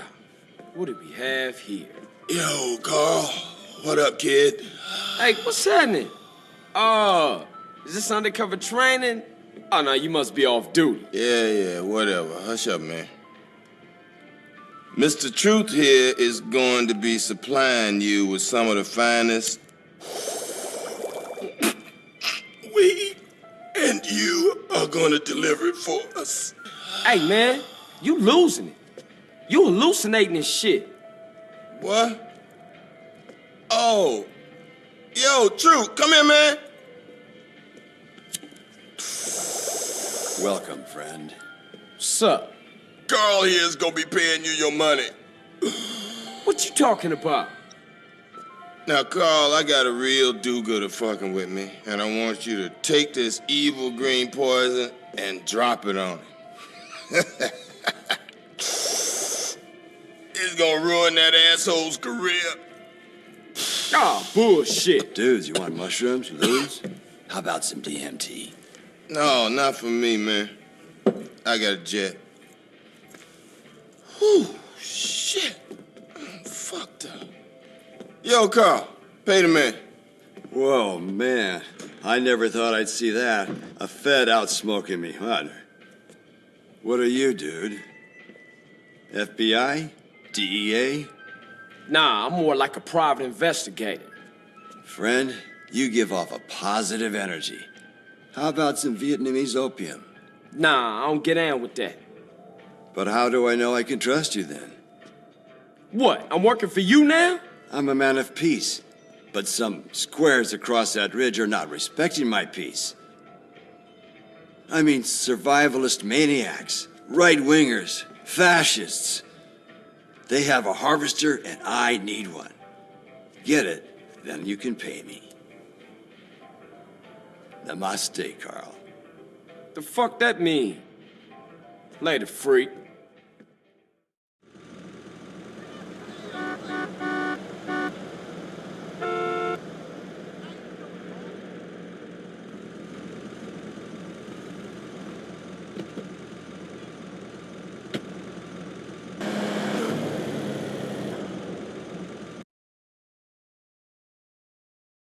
Into like a SIN number in Canada or an SSN number in the United States. It's one of the it's literally the ID fucking code you get, when you have any legal status in a country. Now there are penalties, obviously. If you are an employer that is illegally hiring people that aren't, they don't have a right to work in your country, you could face some pretty huge breaches, something like 45,000 per illegal worker, and up to 60,000 if you decide to repeat offense. Now, obviously, I don't think this is a huge issue for like a super large corporation, but typically it's not the big companies that hire most of the illegal workers, right? A lot of the big companies usually have the money and the clout to like pay for work visas or something of that nature, but for a small business, it can be an issue. Now, I personally don't think that requiring somebody to show a license on a smartphone is necessarily going to work if the employer themselves is already breaking the law. Remember, employers hire illegal workers mostly because they can pay them significantly less, and they know full fucking well that they can abuse the worker, and the worker doesn't really have any recourse because what they're doing isn't necessarily legal in the first place. So again, I don't see how having a real license or a digital license is necessarily affecting, the illegal worker economy, okay? The thing is, people who are breaking the law as employers are still going to continue to break the law. Now, some of the things that they do say in their entire page actually does kind of make sense, okay? So to give you an idea, they do say that all of the IDs are stored literally on your device. So it's got the best-in-class security, state-of-the-art encryption that is already protecting millions of transactions daily. So they're kind of using similar, like, technology to how you use Apple Pay and Google Wallet, which do not store a copy of your actual, credit card. In fact, what they have is a virtual credit card that is usually communicated and created on the fly with the bank. And all of that information is stored locally on your device. So as far as people saying that there's like a centralized database into this, of course, the majority of your actual information seems to be staying on your device. The digital credentials will be stored directly on your device. And that's according to the government here, so trust them at your own behest. So the new digital ID will be authoritative proof of someone is in this country legally. It'll therefore include name, date of birth, information on nationality or residency status, and a photo. So of course the other big thing about this, obviously they're trying to combat some form of ID spoofing in a way too, because obviously people come in with fake credentials, people come in with overstayed like credentials at times, and I guess having a digital system makes it so that if you want to immediately reject something, it will immediately be reflected on the mobile app. So no trying to pull the wool over any government eyes when they can clearly and very quickly rapidly see if something is expired or invalidated, which is kind of important, and it's kind of a good point to be bringing up. Now obviously the people have not been taking too kindly to this. That petition is increasing pretty fucking rapidly.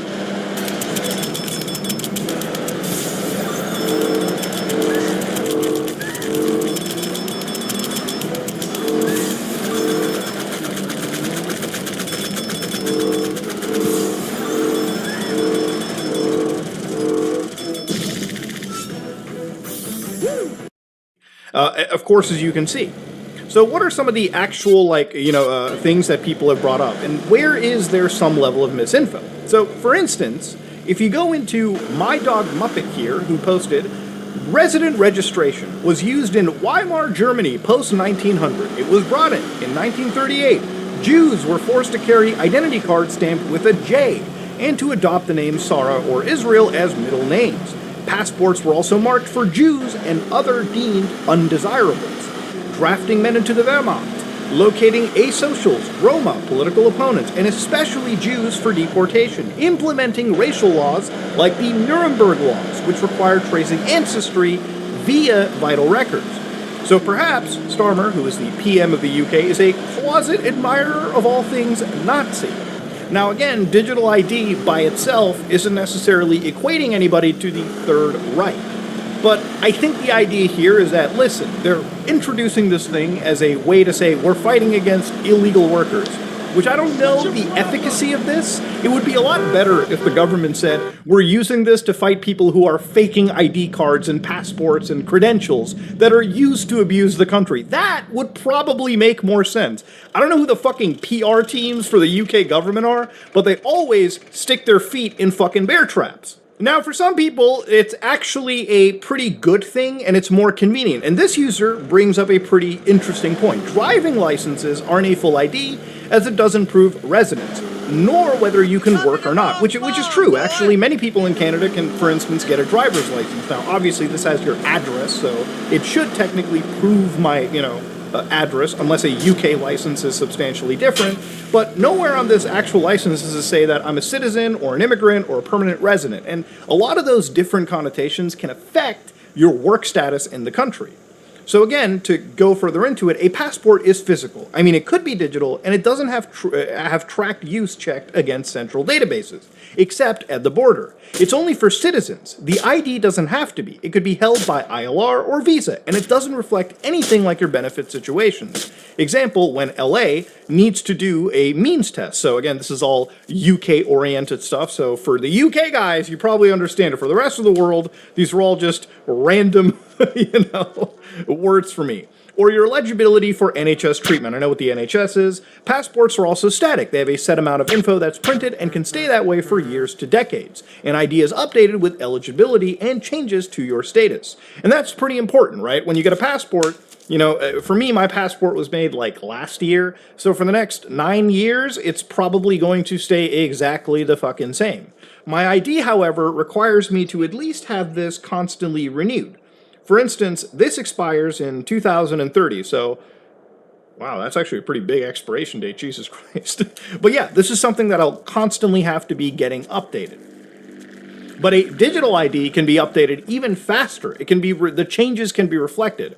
So I guess if the idea is you want to have, a more accurate representation of what that person is in the country at the time, digital ID, I guess, is the way to go, because anyone in the government can update it to, to what they want reflected. Now, obviously, there's been a lot of individuals, okay? Tom Warren from the War Verge was like, no thanks, checkpoint Britain, the dangers of digital ID and why privacy must be protected. So here they use the Prime Minister themselves, they brought up their immigration status, right to work, right to rent, and of course the expiry. So, it seems almost Big Brothery, right? Could the government control, where the fuck you wanted to work, if you could work, if you could rent?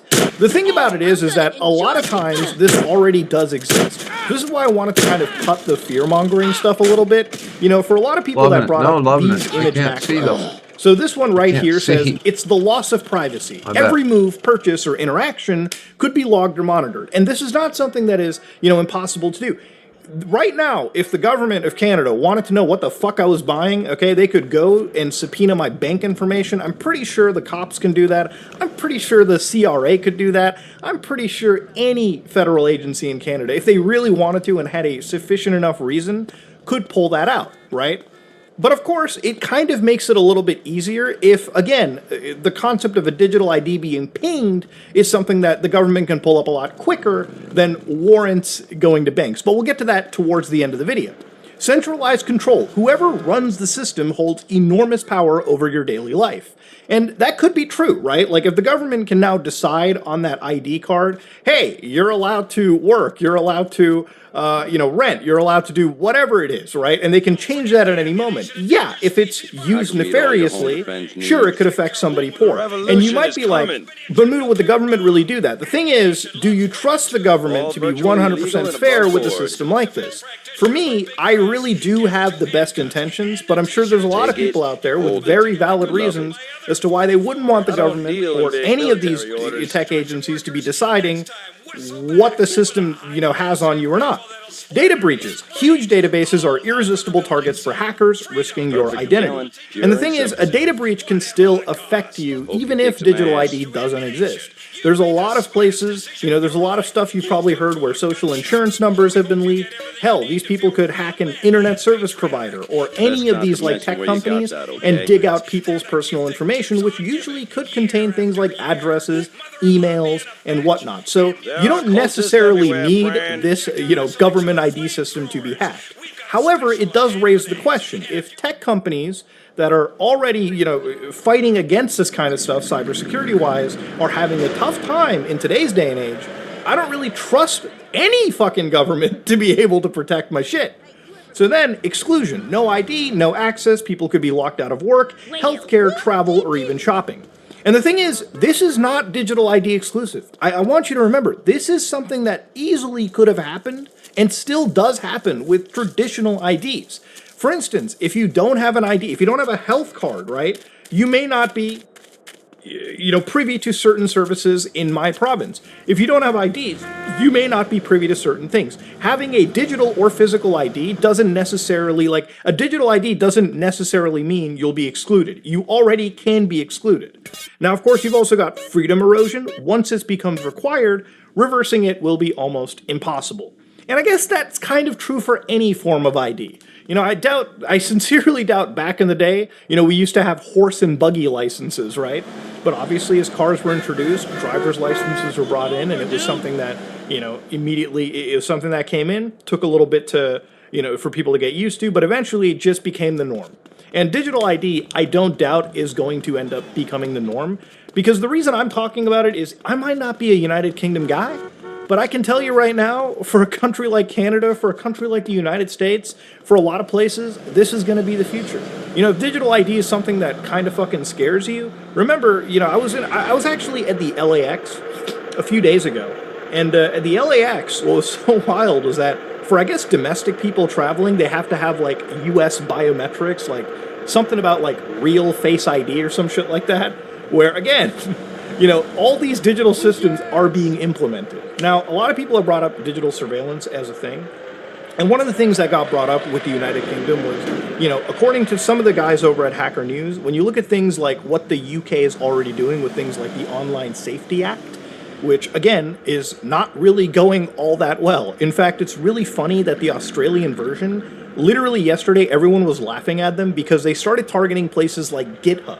So kids are unsafe from a code writing platform because I guess it could be used as a social media service. It really feels like most of the internet is being locked down, especially places that don't fucking need to be, okay? All because we wanted to protect children from, you know, adult movies, which is noble, but we can see the effect of what happens when governments introduce a law that ultimately affects far more than it ever actually should have. You also got situations like the Snoopers Charter, which, again, I have to verify this myself, but ISPs can keep records on you, which is actually true for most of these Five Eyes countries. Canada does this, the United States does this. I would be surprised of a country that doesn't necessarily do this. So, of course, you've also got, you know, the UK and, of course, the EU requiring encryption backdoors, things like chat controls. This is a set of countries that wants to get rid of encryption. They want to get rid of any form of online privacy. So, all of this being said, you know, when you look at the relationship that the government has with organizations like Palantir, for instance, where I believe, at least for the UK, they ended up getting like over $1 billion worth of contracts when it came to defenses. So all of these things combined. Look, the future of the internet and the future of the world is headed towards this digital state, right? And one of the things that really gets me on a surveillance level is this. So I want you to ride this scenario with me really quickly. Let's say in the future, right? You know, you want to go you want to go onto like, I don't know, a social media site, right? You want to go to Reddit and voice your concerns on the government or really anything. Now, to access Reddit, you need to build an account, and in the UK, you need to provide an identification for said account. Now, right now, there's a way to bypass that. If you live in the United Kingdom, you can get VPNs like Mulvad. And the reason I bring up Mulvad is that you really don't need to identify yourself to purchase from them. If you have cryptocurrency, or if you're just mailing cash to them, you literally can build a Mulvad account without any identifying characteristics and get access to a pretty solid VPN. You can then use Mulvad to connect to countries that currently do not require you to provide identification. So a lot of the UK people, overnight, when the OSA was launched, they were like, oh, fuck, let's get a VPN and move on through there. So they were bypassing the state surveillance apparatus right there. But let's imagine down the world, right? Like, let's imagine by 2030, by 2035, 2040 even, let's say it takes that long. Most of the world, most of the countries in the world now require you to use any form of internet access. They require you to use digital ID. So Canada requires you to use it, the United States federally requires you to use it, France does, every large country. And what happens is, even if you start VPNing to countries that you once thought were safe, you now need to provide IDs. But not just IDs, you now need to provide IDs for that country. So the whole VPN shit just goes out and busts. Now you have to go back to the UK and provide your ID to access Reddit or any of these websites. Now the reason why this hits me on a surveillance level is that, you know, the anonymity that we once had, you know, in our day-to-day life, that privacy, that, you know, just tiny bit we could use to fight government surveillance, that gets taken away. Because now, in order to access most of these sites where you know, talk about your social media stuff, or you discuss things with, or you know, air your grievances, they will all require you to use IDs, or they just won't be servicing your country. So now, if the government ever wants to look into that database or just subpoena which, you know, sites pinged that ID number, that digital ID, they now have an entire idea of you accessing certain websites. Before, it could be kind of run in a situation where you can go to like a public Wi-Fi, you know, access the internet through like an anonymized like system, and generally be okay. But now, because your ID is so tied to you as a person and how you interact on the internet, this is a way for, in my opinion at least, I think it's mostly a pathway for government surveillance. I don't really think the government gives a shit about like stopping the illegal immigrants from like working in the country. There are already systems in place to do that. I don't think employers, who are illegally hiring people are going to fucking give a shit about this. But that's just where my mind comes into, okay? And the reason I'm talking about it is because, dude, down the road, it's not far-fetched to think this can't happen to me in Canada, okay? Or the United States when I choose to go down there, okay? My kids in the future who are Americans, they'll have to deal with this shit if, God forbid, their states or federally this passes. It's one of the reasons why, people are like, man, you're a Canadian. Why are you so worried about this shit? Because I know the writing on the wall, okay? I know the fucking future. You don't have to be Nostradamus to see if it works in one of the biggest countries in the world that it can't eventually be passed down. And all the time, these politicians will always use bullshit reasoning to make this stuff pass. When in reality, they don't care about any of this stuff. This is just a way for them to fit more surveillance into your life. And it's one of the reasons why I'm not for digital IDs. I don't think that there's enough of a positive benefit that you get out of this technology right now, and maybe even in the fucking future, even comparing itself to like traditional physical identification cards. But, and again, comment section is rife for debate on this. Let me know what you think. If you like what you saw, please like, comment, and subscribe. Dislike if you dislike it.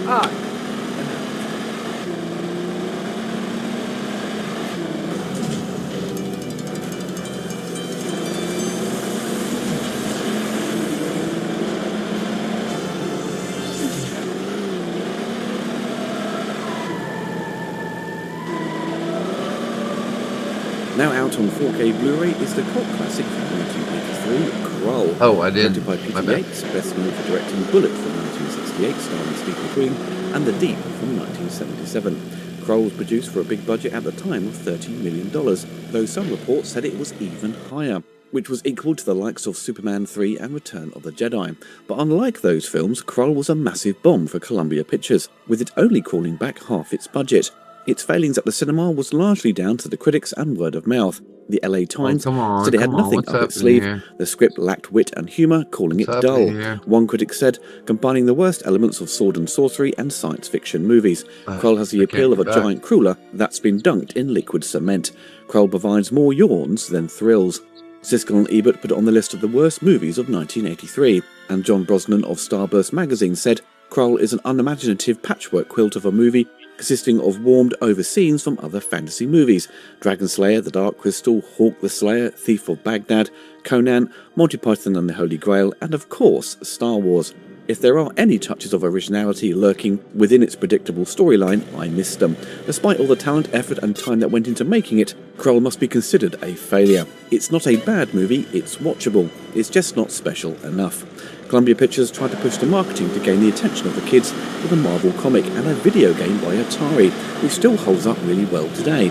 But these efforts didn't work, but it would find its audience when it arrived on home video and TV, and started to build a loyal fan base. For KRULL and its home video releases over the years, it did arrive on Laserdisc in widescreen in 1993 in Japan and in the USA the following year. Though I've never owned this Laserdisc, I know the US release is one to avoid, as it's produced by Sony's pressing plant, which had a high failure rate, with many of their Laserdisc releases suffering from laser rot. With the arrival of DVD, KRULL was first released in 2001, and Sony had put the efforts into this DVD with a commentary track featuring the cast and crew, an anamorphic transfer, a Dolby Digital 5.1 mix, probably taken from the 70mm Dolby 6-track prints. It included the original vintage featurette, a look at the comic book adaptation, and some trailers were thrown in. I grabbed this when it came out, as I had enjoyed KRULL as a kid, but hadn't seen it in years, and this would be the first time I saw it in the glorious scope format of 2:3:5:1. The transfer was pretty solid for the time and reviewed well. Some complained it lacked shadow detail and lacking saturation in the colour in places, but this may be a result of the film's colour palette, which relies on more earthy tones.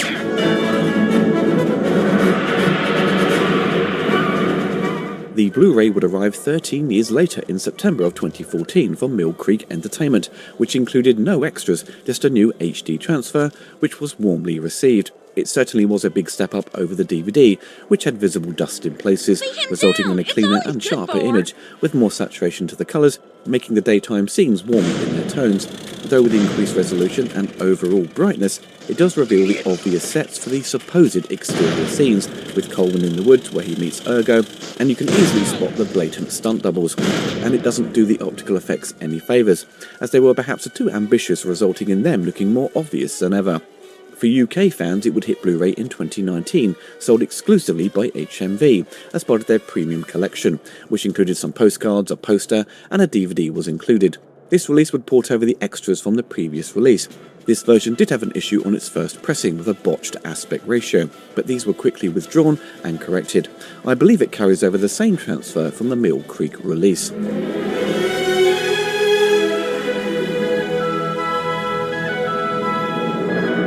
Now finally it's arrived on the 4K format and appears to be sold only as a steelbook for £30. Thankfully the steelbook retains the fantastic original poster design and not some new Photoshop crap that appears on the more general releases on the format. But a tad pricey for a release that includes the same old extras and nothing new. But how does the picture and sound hold up? Well, the picture does look very good, though not a massive improvement over the standard Blu-ray. There is certainly an improvement with the brightness level. With the added resolution, you get a slightly sharper picture with more detail, and with the added HDR grade, you see improvements with the fire elements, but it's done very tastefully and is not excessive. Sony are very good at honouring the original intent and image of their back catalogue. They rarely mess with the colours, and KRULL thankfully stays faithful to how it was shot, and the HDR grade doesn't oversaturate the colours. The overall picture is really nicely balanced. There is no visible dirt or scratches. It was a very clean image, though it does have quite excessive grain in areas, but if you start reducing that grain with noise reduction, you start zapping away the detail.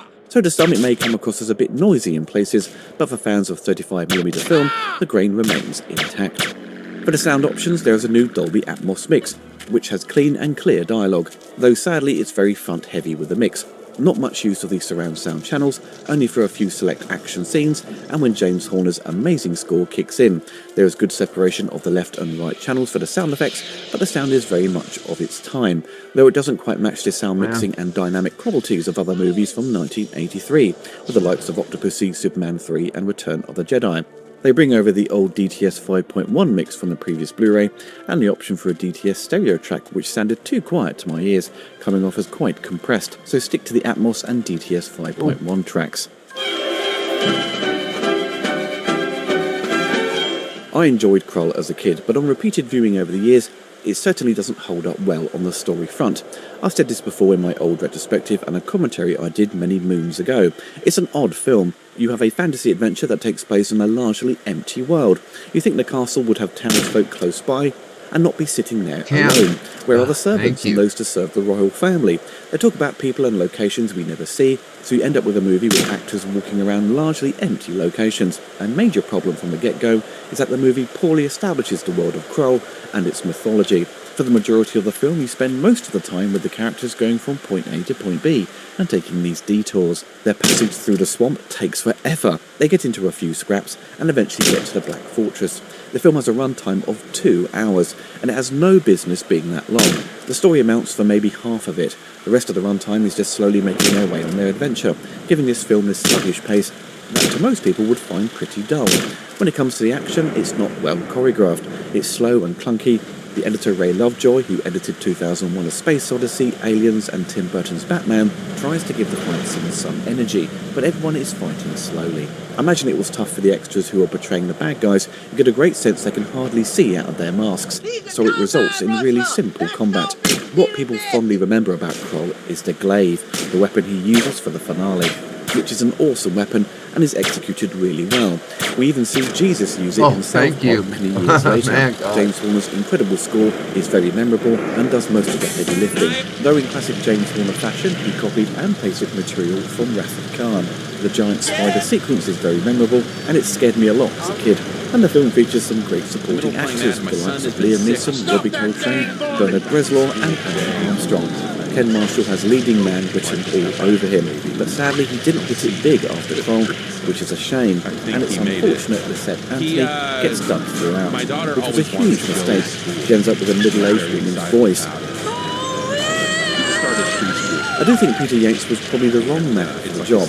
He's a fantastic director, but this isn't the type of film that fits within his wheelhouse. KRULL needed a younger director who was going to bring something new and energetic to the table. Under Peter's direction, it feels even dated for 1983. KRULL has clearly come about due to the reaction and success of Star Wars. Studio executives were desperate to capitalise on it. They wanted their own Star Wars.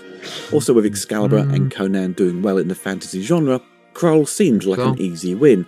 But a lot of the films that many felt would hit big, the majority underperformed. They would get these veteran directors to tackle these movies, and they seemed a bit out of touch with what kids wanted, or what was hip at the time. George Lucas had that foresight, thus he found success, whereas pretty much everything else that came out during this decade didn't perform well as expected, and largely found their audience on home video to build up a cult status. With the production handled by the British talent behind the visual and special effects of the Superman and James Bond films, with Derek Meddings being the visual effects supervisor, the quality of the effects are to a pretty high standard in areas, especially for the miniature work. There is of course some ratty opticals that seem washed out, most obvious during the scene where the Beast tries to trick the princess with some badly cut out opticals and wobbly map lines. And when we see the gang get on the horses and they travel at high speed to the fortress, it's not entirely convincing, but you can see the challenges they faced during the analogue days of visual effects. Since my teenage years, I always felt they should have given the job to IMM, as their experience with Star Wars, Star Trek and Dragon Slayer seemed more in line with what KRULL needed, especially when you have the enemies using weapons that fire lasers, and sword fights with bolts of electricity appearing when on impact that are better animated in Star Wars than what we see in KRULL. Derek Meddings and his team, their style and approach to visual effects there it goes. I told you. I fucking told you, dude. I told you, dude. It's wonderfully I told you. It does have a great cast of actors who quite frankly deserve better dialogue, but they do the best with what they are given. The best scene in the entire film is with the spider with Freddie Jones and Francesca Annis, who get the best scene and best dialogue. It's a movie you can happily enjoy on a Sunday afternoon with a cup of tea and a packet of chocolate hobnobs while slightly hungover. But it exhibits a lot of problems, and the script doesn't provide anything new to the table. It throws in dumps of exposition to fill in the gaps in the dialogue, which is surprising considering its bloated runtime. The production design doesn't make much sense, especially with the interior of the Black Fortress. It always made me laugh seeing the princess run down the corridor as it closes in and forms a giant bum behind her. If you grew up with KRULL and still have a lot of affection and nostalgia for it, then its upgrade to 4K is certainly for you. Really? But if you already own what are you doing, dude? What are you doing, dude? What are you doing, dude? I didn't even come get it close. secondhand in the coming months if you really want it.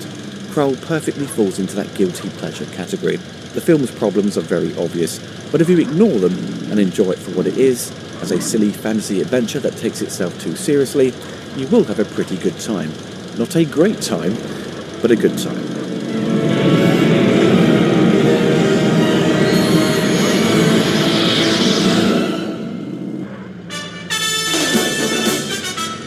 I hope you enjoyed the video. Don't forget to click the like button and hit the bell to be notified of my latest reviews. Big thanks to my patrons and YouTube members for supporting the channel. If you want to get involved and gain access to exclusive videos and take part in Q&As, follow the link below. I have no idea where I'm at, dude. Okay, so that's hopefully a driveway.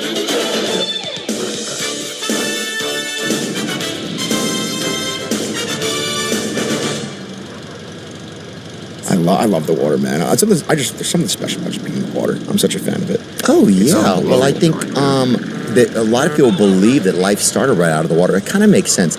We kind of seem like something the ocean left, or I don't know. Yeah, I wonder if God, because you have to have water to make anything, dude. Look at probably most recipes use water. Everything. So for sure, God made us with water. So obviously, yeah. Yeah, I remember, for some reason, remember the movie War of the Worlds that came out 20 years ago? Tom Cruise? Alien movie, ruined my life. I was terrified the hell out of me. It was an alien attack movie. But at the end, they find out that they started saying how everything starts in water, and water, I think, well, that was signs, actually. And water is, how all this started, it's how they fought the aliens. But that's also in signs, because in the signs, the aliens are anti-water as well. Oh, yeah? So I'm maybe mixing up my alien movies. Well, remember a few months ago, they were like, aliens are in the water. Now nobody even gives a shit. People are just out there doing lazy rivers and shit. I was like the other day, some kids are in a lazy river. We gotta go to a lazy river. We've been talking about What are you talking about? They're fucking... Oh man, we got There's damn cyborgs in the deep end, homie. Yeah, I did see the other day. I saw a tweet about the Jersey drones too. What happened to that? Oh, dude, what happened to that? I think that was just a new Papa John's delivery swarm or whatever. That was just Jersey Mike's trying a new fucking. For 3 weeks, we saw the lights going on in New Jersey. I knew people that saw him.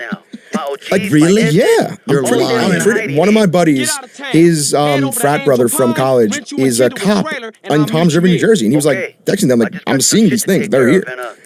Well, why'd you fucking shoot at him or something? You're a fucking cop. He's just texting his buddies. You're doing the same thing we're doing. I don't know if you can go straight at him. What do you mean? Who's going to see? I saw somebody attacking. What are you going to say? The Toms River Police Department going to take out the alien drones? Yeah, dude. All he does is hit Toms River PD. Bro, they hit dingers. It's like really 5 guys on the force. Dude, whatever. We cheer for those little bastards when they won the World Series. Yeah, their World Series, Little League World Series home. Hit a ball at one of those drones. Todd Frazier. Yeah, they could. You think at the very least they could just hit a freaking fly ball and take out a couple drones. Well, especially like the fact that if it's aliens or whatever, that they're spying on New Jersey. I'm like, dude, yes, get some Jersey, but get like a charcuterie of America. Get some other places as well. You just don't think that everybody is, has a side hustle doing trading cards or whatever. That is very New Jersey. Yeah. It's such a creepy thing though, thinking about like aliens and if they exist. You know, it's actually a very weird thing to me too. What's your take on like supernatural stuff? Supernatural? Like, what do you mean? Like one of my best friends is Scott. And we call him Sal. I don't know why we call him Sal. We call him Sal. Anyway, he was here actually in Nashville on a bachelor party like 3 years ago. And true, like he's a normal person. He's one of my best friends. Truly, to this day, claims that like they came home from the bar one night. He was asleep, and there was like some sort of entity like over him, looking at him. And he was like, I remember he came home the next day, and like we got lunch, and he was telling us like, this thing is real. We saw it multiple times, and it's almost like freeing or like feels good because I know that stuff exists, and now I know like God is real. Is what he said. And he's a completely normal guy. He stands by it. Wow. Did he bring a chick home? Maybe he just brought a tall chick home with him. He said it was tall. He did say it was a tall really? Beauty. But some of that shit's super scary, man. Like I recently had, I was in Los Angeles probably less than a year ago. Mm-hmm. And like we rented a house in the hills. And the hills, for me, is very scary. I don't like the hills. It's very like, secluded and away from everything. It's just staying there in general freaks me out. And I was there with one of my producers. And he was landing at like 1 a.m. and I landed at like 6. And I went to this house. I didn't realize we booked it so far into the hills. It was almost under the Hollywood sign. Oh, yeah. And it was, we got there and I was like, this place is fucking terrifying. It looked nothing like the pictures. It was a nice house, but it was like almost like 70s themed. Like the pool wasn't even hot. It was cold. And then like Vince Neil died here or whatever. Yeah, like he's alive. He's there still. But that's what ruined, like Charles Manson and all that shit ruined the hills for me. It freaks me out. So I'm in there, I'm sitting there in my bed, just literally in a pretzel like this, freaked out. And I kid you not, I hear the loudest boom out of the blue. Don't know what it is. Had no idea what it was. It wasn't those fucking Costco dudes, was it? AJ? Yeah. It was big AJ. It was big AJ. And then next thing I know, the Rizzler's there. That guy fucking, dude, the crazy part is the Rizzler doesn't even fucking know Big AJ. The whole thing's unreal. Yeah, so many people think that he's Big AJ's child. He's just like a 5th grader or something, or 4th. I think he got held back, allegedly. And then they're like kind of this Jewish powerlifting family. I saw you had the Rizzler at one of your shows recently. He was in the audience, and he came up on stage. Very nice guy. But also, dude, he was drinking soda at like almost 10 p.m. I'm like... Yeah, I saw you saying that at Craig's, but then on Danny McBride's episode. Yes. Yeah, it's like, I was like, what time's your bedtime? And he's like, he gave me one of those. Like, whenever he gets tired is when the Rizzler goes to sleep. He said, big money don't sleep. I was like, what? How much money do you think the Rizzler has? It's got to be multiple millions, I think, right? You think so? He's like the most famous person on the internet. It's a great point. And he does like is he working in a children's market? He's kind of edging into adult marketing, though. I wonder if kids even like are fans of him. I think it's more of adults just enamored with him. He's so gorgeous. He's unbelievable. He's definitely, I like that he's just himself, right? Yeah. Yeah, he got up on stage the other night and answered a couple questions for us. I think I've been I've been seeing videos of him. It seems like he's getting more confident in like speaking and stuff, which is nice because he's literally just a 9-year-old kid. Yeah. Yeah, that's what I was hoping. I was like, let's get him up here and at least get a little bit of practice in front of a random night. And yeah, it was great, man. That was great to see him. Anyway, hear this boom. I don't even investigate. I'm terrified. I'm going to meet a few buddies at Barney's Beanery. And I'm like, you know what? I'm just going to go. I'm not coming back home till my producer lands at 1 a.m. So I got to occupy myself until he lands. There's no way I'm going back there alone. So I go to I'm at Barney's Beanery for like 7 hours because I refuse to go home. Finally, he picks me up. We go in the house. I go to bed. I close the door. It was the mirror on the back of the door. That's when I realized what it was. Just fell by itself. It was on like 6 screws. Just fell by itself. And broke? No, didn't even break. No idea why. I was literally sitting in the bed. It was where that TV is. Just fell out of the blue, and I was like, "This is not for me." Too much up there. Yeah, I'm not into the supernatural stuff. There's been. I think other times in my house. Oh, well, that's not that super. I mean, that's pretty supernatural, but that's also just bad drywall, probably. I mean, that could be a mix of things, right? I think my house is haunted, I think. Well, yeah, but that's... Do you? Yeah, actually, so my buddy claims he did this in like the 3rd grade, my friend Frank. I don't know if it's him or not, or like my parents told him to tell me this to ease my mind. Oh, yeah. But literally in my attic, I'm pretty sure there's something carved that says like darkness is here. On the wall, which I don't like. I've always wondered if someone's gotten into my attic. Oh, dude, I went into my attic, dude. Yeah, I went into my attic not long ago and was like, who's up here? Like, because first of all, the way they have an attic set up, it's the scariest thing ever, dude. Because first of all, you have to find a square on the ceiling of your regular home, right? And it has a string hanging out of it. So obviously your attic it's that time of the month in your attic, right? Always. Want to hear a bad thing about my attic too? The door to get into it is in my room, my childhood bedroom. So it's right there. Oh. Yeah, that's the way to get to the attic. And on top of that, growing up, we used to be a big Halloween family. So we would go all out for Halloween. Yeah. There's like a fucking old witch up there. We still have this witch, like a full-sized witch. She's green. She's got a huge schnoz. So every time I walk up there, she's just staring at me. Oh. It's all up there. All my jerseys that I had when I was a kid, my witch. It's a scary place. Well, it's a very scary setup because first of all, you have to find that place. And if it's in your childhood room, and that means just like there's this open portal to like scary pieces of the holidays that we keep in our attic, right? Exactly. So first of all, you have to find that cable thing. You pull on it, right? Or sometimes there's even like a stick that's in a closet, this little hook. You have to find that. It's an insane thing, and they built the whole contraption. It's literally like like the earliest Pilates thing that they ever made. It's from like the 1700s. You can hear the polio leg, it's just like one big polio leg kind of folds out of there. It's the same things that they used to use to make like Forrest Gump's like leg. His leg braces. Yeah, his leg braces. It's the same part of that makes a ladder that comes down. And you have to climb up there, and then you get up there. It's like. There's a snowman that's looking at you, right? There's Halloween. It's just all the holidays are sitting right there waiting for you. That is an interesting thought that all the holidays are right there. And it's scary. There's I have turkey, and they all live up there when you're not. And it's like they all stopped, and it's just like, and I'm like, who's up here? And you just hear, bells will be ringing. That sounds kind of nice. Yeah. I'm like, okay, just making sure everybody's getting along up here. Everyone's good. It's almost your time. And that's big. They're 3 months in a row. Halloween, Thanksgiving, Christmas. Bing, bang, boom. So there's 9 months of nothing. Yeah, dude. 9 months of sleep. No, but then you have the Easter rabbit. He's like, I'm hiding eggs. They're all just up there having a good time. Abraham is there on the 4th. It's long. It's a big thing. That's a fun idea to think about. All the holidays hanging out. Oh, they're all just hanging out up there in your attic, dude. And then there's Black History Month. They're like, what's up, motherfuckers? Santa, where them hoes at? You're like, okay, this is getting a little turned, but hey, have a good time, guys. Yeah, as long as it's getting turned. As long as they're having fun. Their body, their choice. They're popping off. Dude, that's it. Yeah. When it comes to Santa, Frankenstein, whoever, your body, your choice. Yeah, totally. And dude, I'm telling you, I have a witch up there. There's a legitimate green witch. It's a life-size witch. Of course. It's horrifying. Yeah, I haven't been up there. And my heart's almost beating a little bit thinking about that. Like, the attic's a scary thing. The attic is so scary. I had to go up the other day in my house, and I was like, where is the attic?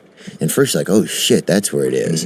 Because every now and then I'll hear something up there, and I'm like, and for the first 2 months, I didn't even care. I'm like, if the guy's up there, however he's coming in and out, he's obviously passive. I've been hearing it for 2 months. He's not trying to attack or whatever, unless he's up there plotting, but he would be louder.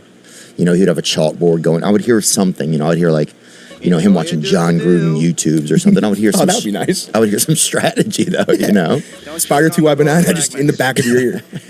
But it's an interesting thing, man. I don't know how I feel about all the supernatural stuff. I hope ghosts aren't real, but then I hope they are. Because if they are, that means God's real. Yeah. Well, also, I think there's two ways to, or like, I don't know if there's two ways to look at it. I just like saying that once in a while, but believing in God is it's extraterrestrial in a certain way, right? Believing in like that we've come from something, right? Like, not that God's alien, but that you're believing in something supernatural. So to believe that supernatural powers could only go in the scope of what you want them. You know what I'm saying? Like sometimes we like to think of things only as we want to think of them. But I think if you're going to believe in supernatural, then a lot of things would be possible. Yeah, I think it kind of goes hand in hand. Because like that's just one thing I always say. Like, I don't know anything about how the universe was created, but even the Big Bang Theory, wasn't that few like particles or chemicals coming together and exploding? Yeah. Like how did those chemicals get there? How did those particles get there in the first place? It was the first meth lab, really. Yeah. That was the first one. Like how did those first things come together though? It's a crazy thought to think about. Yeah. Like when did it start? No one will know. It's crazy. It's definitely interesting. And then they allow us to show up and mill around, just loiter through life, just like traveling by, having some bruschetta, you know what I'm saying? Watching the genocide and then, trying to find a nice, and then the like commercials during the genocide. It's like nothing goes with this mass slaughter like a Pinot Noir, you're like, God, what has happened to us?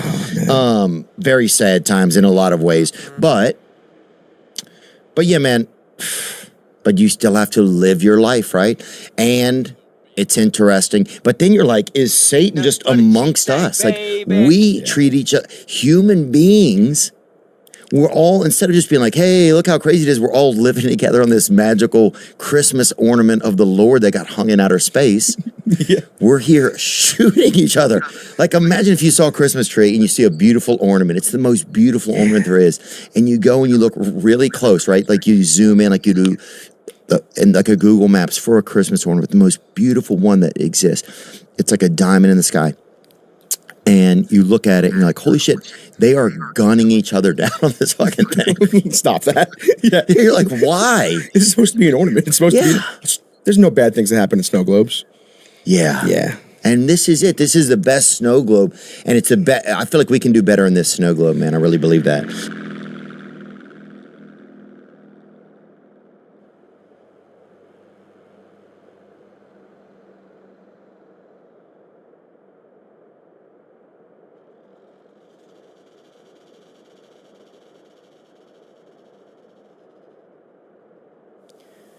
Welcome back to the spooky season special, which we like to call Shocktober.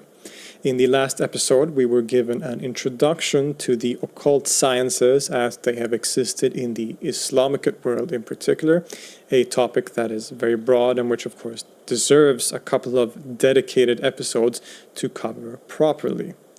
And one of the most popular and important forms of what we could call occultism, or even that very controversial word magic in the Islamicate world, is the science and employment of talismanic magic.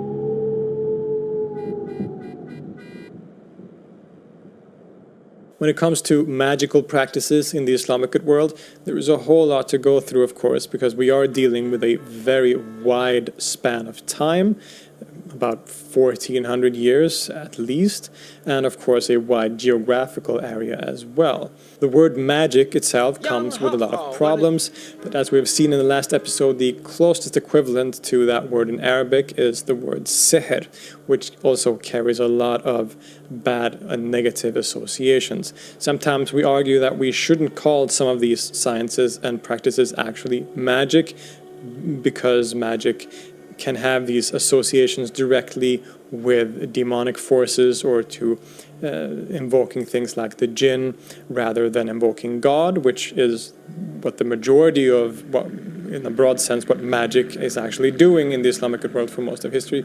But in any case, we will be using the term magic here in a general sense to talk about these things, including talismans and talismanic magic. In any case, various magical practices certainly took place and were common in the Islamic world during the Middle Ages. From the earliest periods after the life of Prophet Muhammad, and especially during the later Middle Ages around the 12th century, when it became, to use Matthew Melvin Kushki's words, de-esotericized and became mainstream on a much larger level. The magical or occult practices in the Islamicate world is hugely diverse, of course. It includes many different techniques and sciences that is in some way employs superhuman forces to influence the world. Now, the majority of quote-unquote magic in the Islamicate world is protective in nature. It's magic that tries to protect oneself from the evil eye. It's a very common example, to protect oneself from other magic, or indeed just from evil forces in general. But these things also worked in the reverse, in that actively helping someone, for example, gain good fortune, or heal a sickness that they were inflicted with, or to attract a lover, perhaps. A lot of different ways that these kinds of talismans could be employed. One sought these protective powers usually or almost exclusively from God, or sometimes his angels or other intercessory figures. As we saw last time, this was one factor that differed magical practices in the Islamicate world from other cultures before and after. The fact that the majority of quote-unquote magic, although not exclusively of course, invoked the monotheistic God and his power rather than other superhuman forces.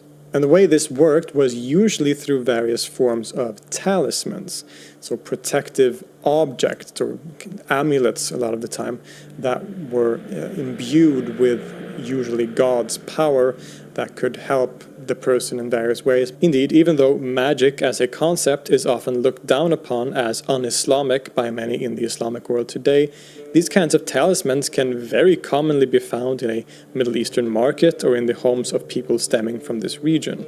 I'm sure that many of us have seen the protective amulets against the evil eye that can be bought in bazaars in Istanbul, or seen the very famous and often beautiful hand of Fatima adorn the home of a friend or family member. These are all examples of talismanic magic and has always been a major part of the culture in the Islamicate world. Even in a contemporary European or American context, how many times haven't we heard someone or seen someone have a lucky charm that they carry with them, or some object that brings them comfort or good luck in a general sense. This is the same phenomenon, something that exists across a wide span of different cultures, not just the Islamicate world. But what is a talisman really, and how is one made?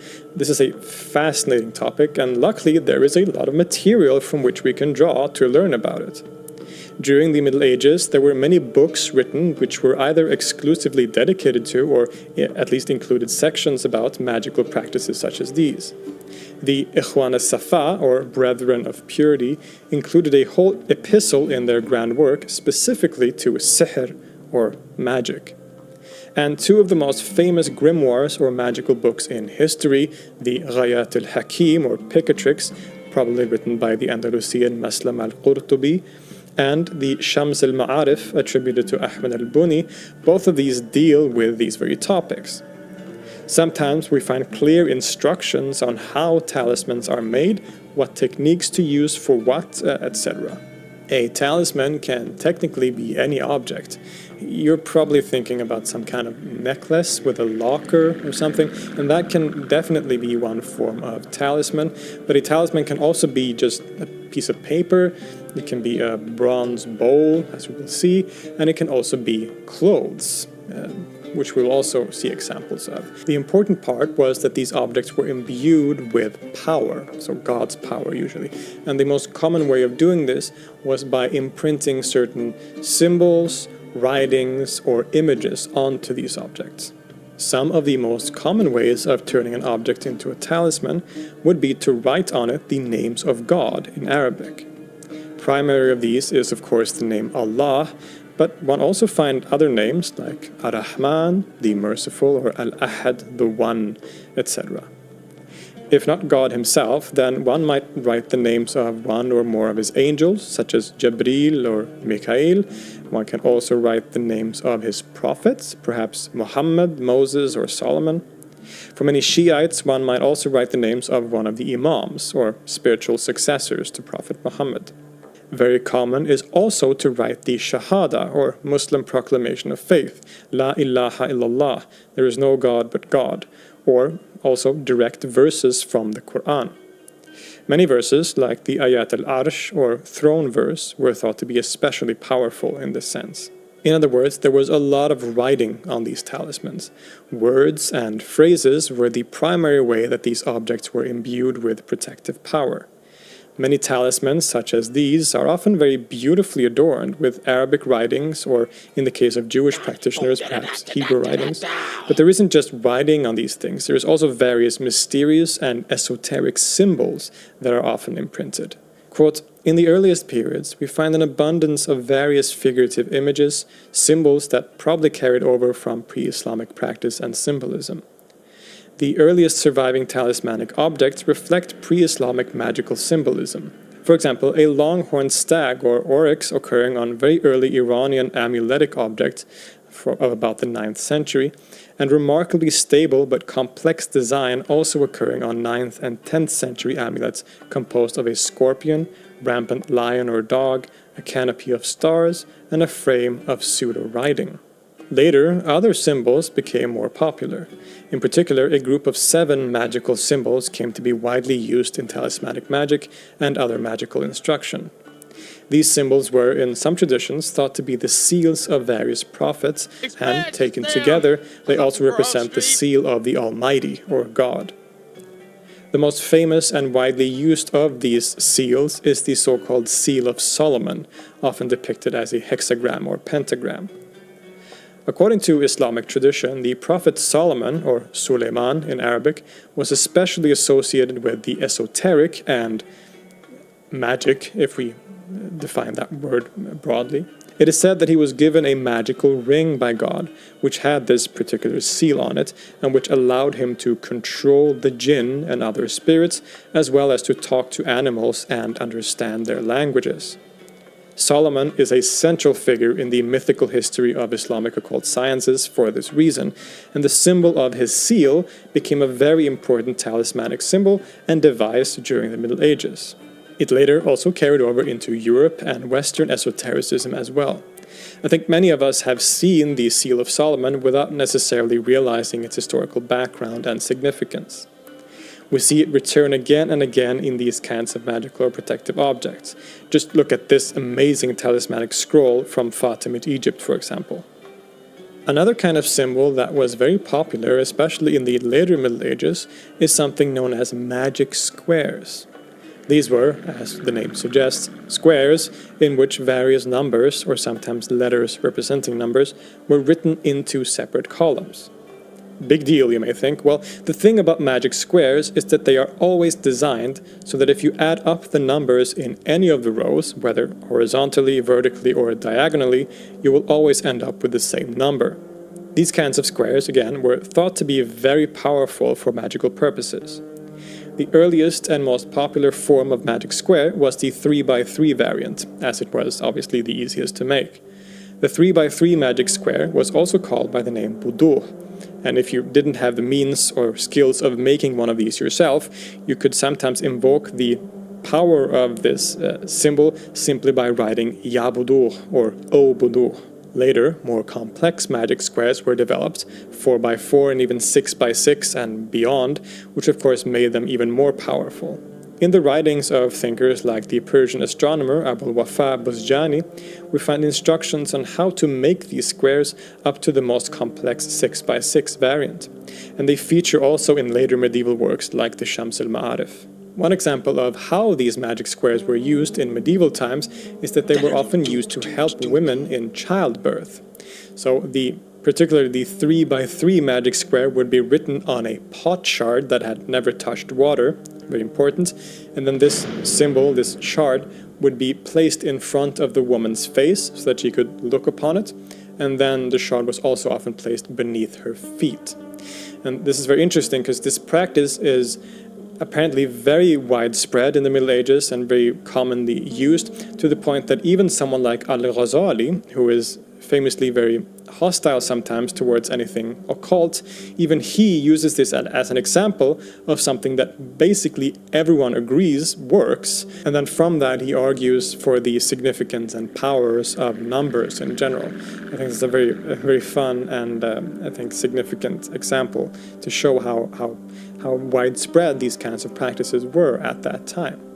But as I've said, talismanic magic or objects could take many forms and be used in various ways, but all of which with the purpose of either protecting against something or to actively give good fortune in some way. There were talismans that could be carried with you in your pocket or around your neck, for example.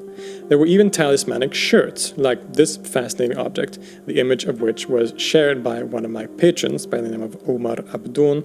This talismanic shirt is, as you can see, covered in symbols and Arabic writings like Quranic verses. Other talismans were hung over the bed or the door of one's house.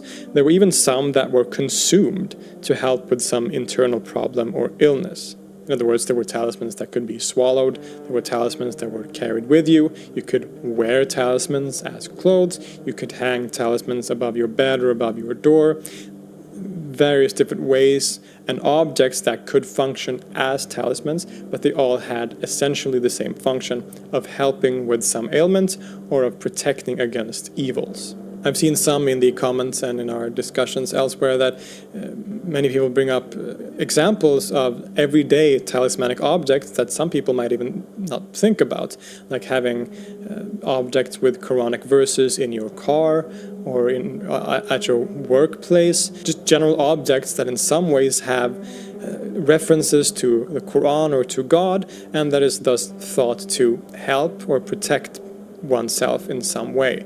This is all, as I said, this is all examples of talismans and of talismanic magic. One of the most fascinating and striking kinds of talismanic objects is the magical healing bowl.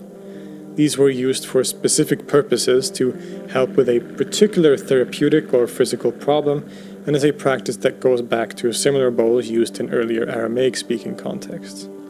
The difference with the bowls in the Islamicate context is that they are most usually made of metal and almost exclusively, again, invokes God, just like most Islamicate magic.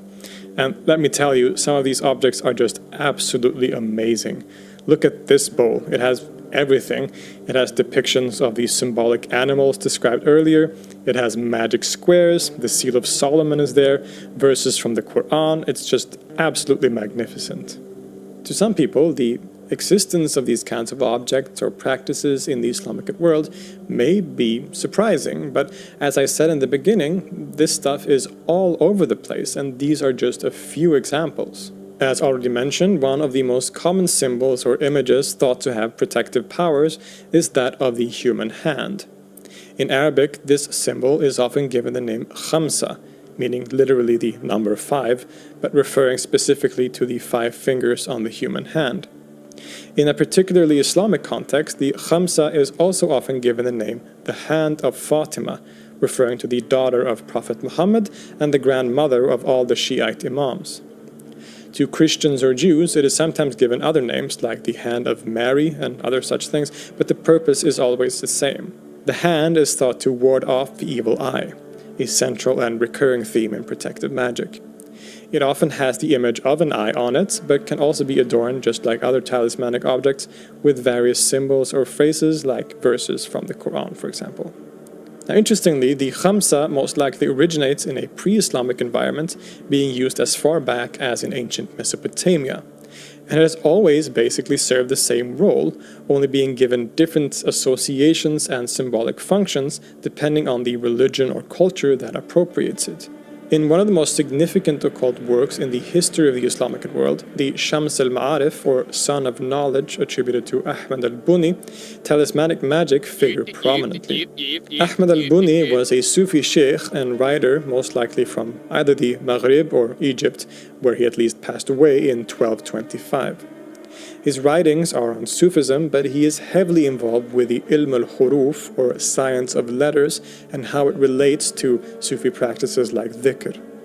His work, the full name of which is Shams al-Ma'arif wa Lata'if al-Awarif, and which may have only been partly written by him actually, is like a vast encyclopedia of occult sciences as they stood in the 13th century Islamicate world.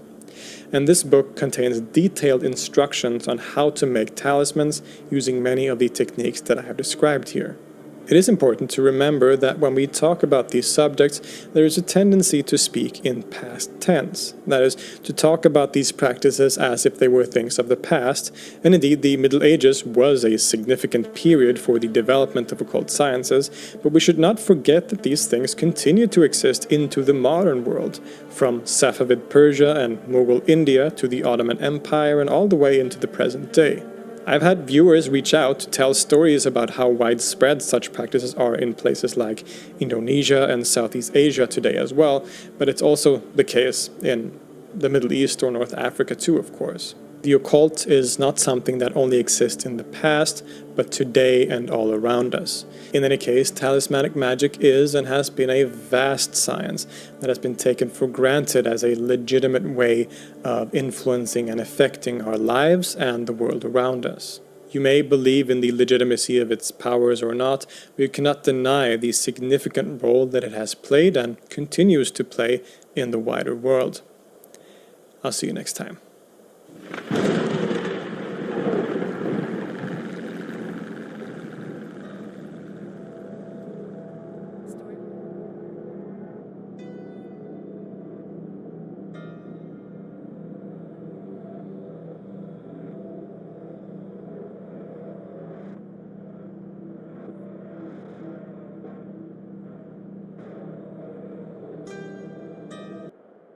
He talks there about people flinching in the face of evil as they have killed tens of thousands of innocent children.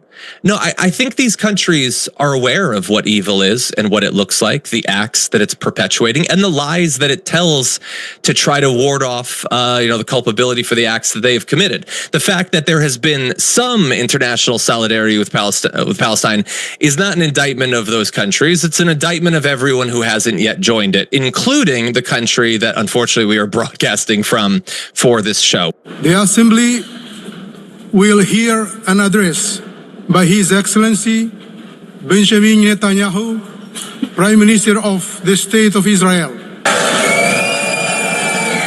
Please order in the hall. Please order in the hall. Please order in the hall.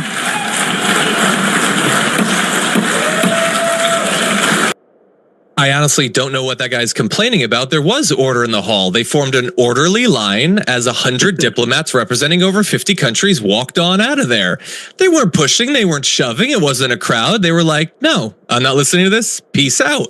And then they filed out of the room. And so many in the assembly didn't end up hearing it because most were out. They weren't interested in hearing what Benjamin Netanyahu had to say.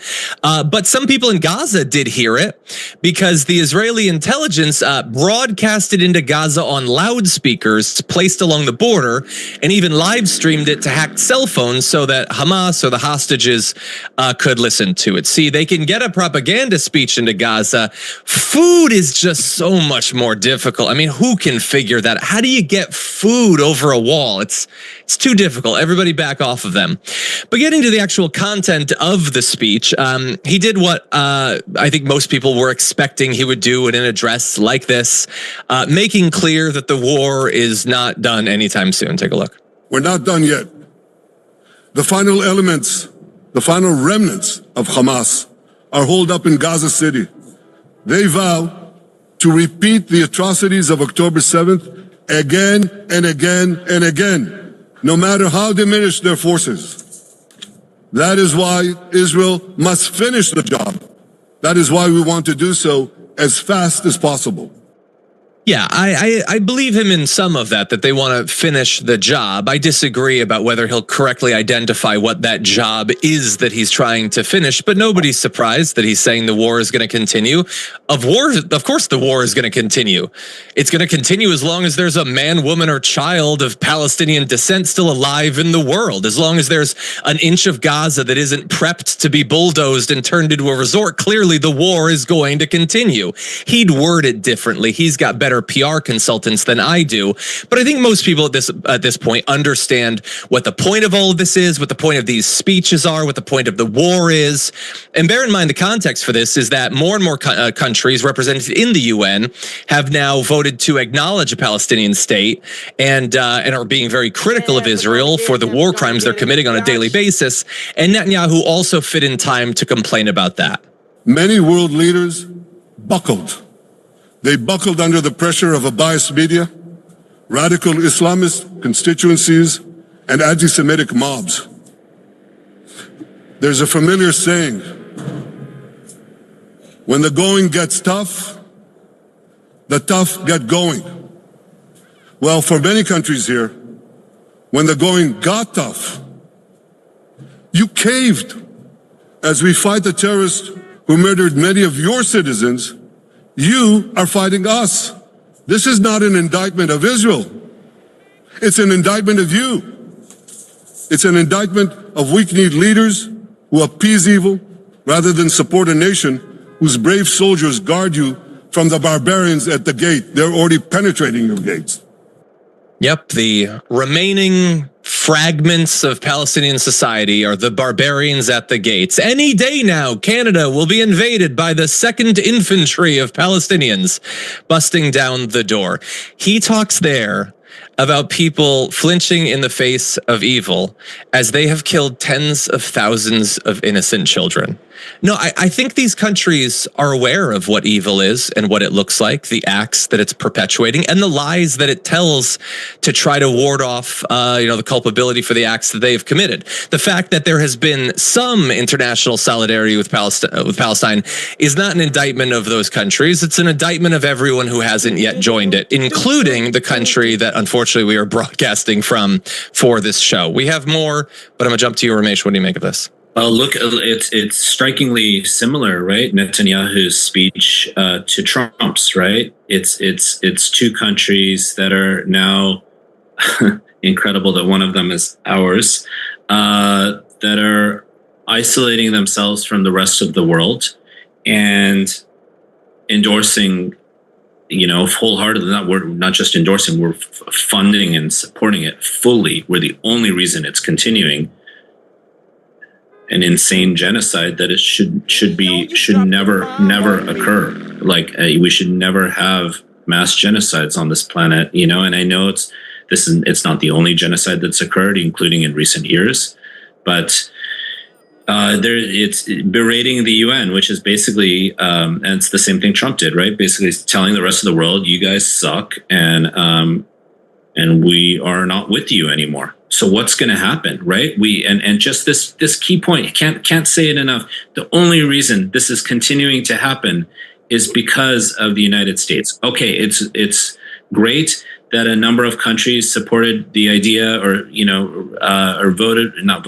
announced recognition of a Palestinian state.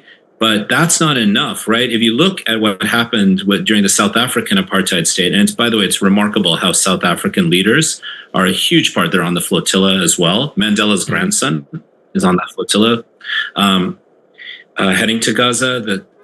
It's if you look at that state, what crippled it were economic sanctions and boycott and divestment, right? In this country, if we support or engage at all with boycott and divestment, we could be imprisoned. It would be considered illegal. It would be considered anti-Semitic, even though it has nothing to do with Judaism. In fact, many Jews, many of the people who support this are Jewish. This process. So I just want to say, this is the actions of the IDF are eerily similar to the actions of ICE. They're both paramilitaries that kidnap and murder people. Now we're seeing.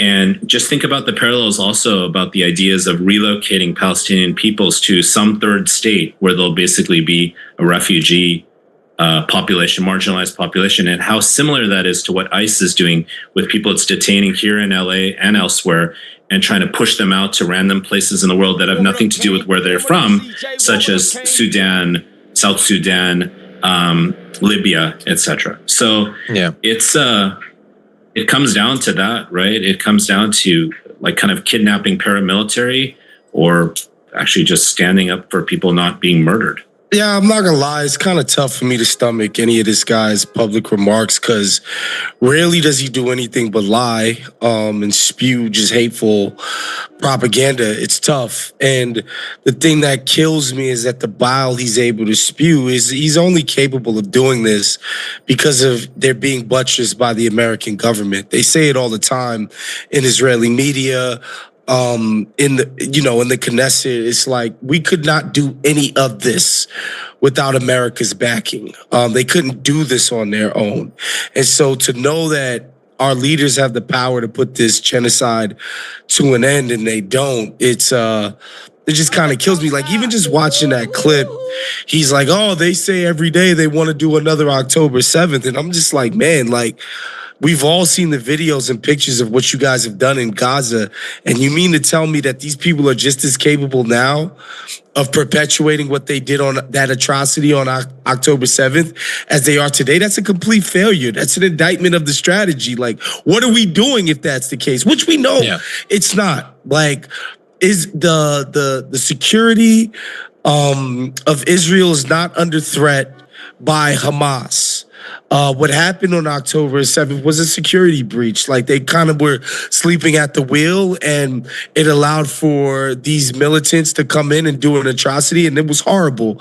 But for us to sit here and believe that they're just as much in danger right now today is you got to be an idiot to believe that. And, you know, just his finger wagging and, you know, the sort of bravado that he speaks with, it kind of makes me sick. I'm not going to lie. Yeah, no, 100%. And also the idea that like, okay, so is it likely the case that there's somebody in Hamas that wishes they could do on October 7th every day? Probably. You know why he's telling you that? So that you will use that hypothetical to ignore the October 7th that they do every week. Not hypothetical, that they do. I mean, they've done what? 1, 2, 3 October 7ths of civilians just waiting for food in lines, let alone all the others. And it was tragic. You know what else is tragic? Dropping a building on families, blowing kids apart, setting them on fire, IDF snipers blowing their heads off, blowing their bodies in half, targeting the kids. 82% of those who have died have been civilians. Those are not hypotheticals. Those have happened every day for a couple of years now. And Netanyahu is doing his little propaganda tour so that you will shut the hell up and let them keep doing it. So that they can kill the next 100 civilians, the next 1,000 civilians, the next 10,000 civilians, and you'll just shut up about it. And they will gradually corral the rest of the population of Gaza down to the extreme south so that they can be packed up and shipped off. So that the few who haven't been murdered by the Israeli government will have the land stolen from them, but they'll be sent to slums around the world, and that'll be it. Their society will be gone, their land will be stolen, their civilization will be ended. Everybody shut up because of hypotheticals and just let them do an ethnic cleansing, okay? Because some deranged terrorist who imagines insanely that they could ever do anything to Israel, he might want that. So you should just let the worst war crimes on the face of the earth go forward. And not only should you shut up about it, but you should keep paying your taxes so that that money could be sent to Israel, the weapons could be sent to Israel so that we can help to perpetuate those war crimes on a daily basis. That is what the point of the speech was. And I apologize for going on a long time. I know our audience has heard so much about this already. It's just for me, honestly, when I hear these guys speak in public, let's just, like, if we carried their logic down the road, right? Like, let's just say one of the groups that Israel has declared their mortal enemy, right? Like, okay, our enemy are Hamas. Our enemy are the Houthis in Yemen. Our enemy are Hezbollah. Our enemy are the Iranian nation, right? Let's just say they carried out a strike, okay? That killed hundreds of people, 82% of which were Israeli. The world over, US media, everybody would be like, this is a tragedy. This cannot happen again. We need to, it's all hands on deck to make sure this never goes on again. In fact, we need to treat that country like a pariah nation. They're done. Much less they continuously carried out these attacks over time. And tens of thousands of Israeli children were killed by the Iranian military in what they deemed to be a war. 82% casualty rate. Everybody would condemn this. Everybody would, and rightfully so, would be like, this is some of the most horrible stuff we've ever seen perpetuated in our lives. And yet this guy gets to go at the UN and pretend that he's fighting this just war against this ragtag group of pea shooter having dudes in Palestine. It's just, it's crazy to me. Two other quick things, right? Like, one is a little ray of hope is I feel like the vast majority of people around the world, perhaps the vast majority of governments around the world, are against this at this point. They know are at an enough is enough point. I hope the vast majority of Israelis are as well. I'm not sure. I know they've had lots of protests. But just think about that, right? The vast majority of people are against this, yet this occurs because of just a few interlinked forces that have such deep amounts of power. And the only other thing I just wanted to add is it's incredible the parallels between this and 9/11, 2001, right? It's just everybody just think about the parallels of this and ask if you want this to occur again and again and again in our world, and whether we can end this time. And just the last thing is, I just think it's really, really, we have to think about how to shift power and how to transform and change this power, because it's not just the aid, John, to the Israeli government. It's our military contractors, including our technology companies, that are taking windfalls off of our taxpayer money that is funding these companies to basically be complicit in mass genocide and surveillance, by the way. Every time you ring the bell below, an angel gets his wings. Totally not true, but it does keep you updated on our live shows. A few months ago, I built my very first gaming PC. Felix! It started a whole journey of me installing Linux, writing my very first line of code, completely de-googling, running my own self-host. But there's one truth that I can't escape. In order to successfully ascend, I need more compute. The less I touch grass, the more I touch the clouds. That's right, I'm building a new computer. So let's talk specs. I got the Pro VS X90E. This motherboard is huge. It says Nihongo Quick Gustauto Gaido Tsuki. That means good luck gaijin. I got the AMD Threadripper 7975. There it is. Don't ask how much I spent. To power this, I got 130 watts. God damn. I actually got 2 of them. 2 pieces. Fun fact. These 2 generate as much as an average Japanese household. I am sorry. Storage.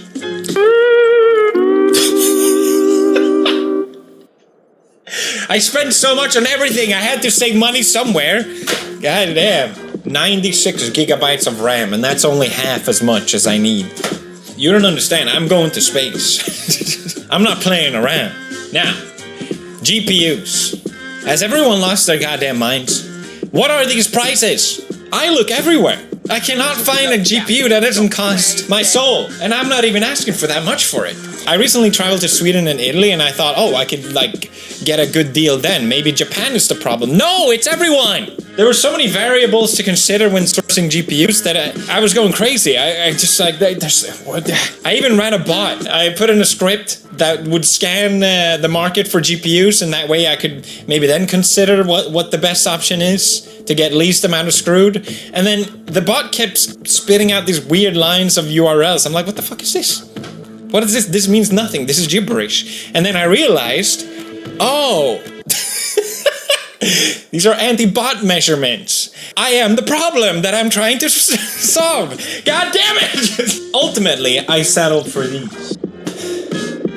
Lovelace RTX 4000. These are not exciting graphics card, but if you get 7 of them, then it gets interesting. They have 20 gigabytes of VRAM. Great.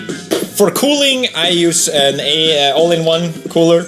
Looks a bit suspicious. The front panel fell off, okay? Now, if Marzia asks, how much did you spend on all of this? This seems crazy. I prepared a script, and I need you to memorize this in case she double-checks you to verify it. This has to be rock solid, okay? Alright, here we go. Well, it is not about how much it costs, but about how much it saves. You see, a build of this caliber replaces the need for cloud computation. At current market rates for, let's say, $2 per GPU, multiplied by 7 GPUs, we run this for 8 hours a day, 6 months, bing bada boom, this thing is paid for itself. Well, you see, the math doesn't lie, okay? That would be around $20,160. Poof, evaporated to the cloud. Now that would just be irresponsible spending, wouldn't it? This is way better. All of this, I get full privacy. I don't get the risk of getting throttled, and even the best, no one can ban me for using too many slurs. Not that I would do that. So yeah, if you could say all that to Marzia, that'd be great, thank you. And Marzia, another way to pay for this video is thanks to sponsor! G Fuel. I have the biggest G Fuel announcement ever. I'm the first one to break the news.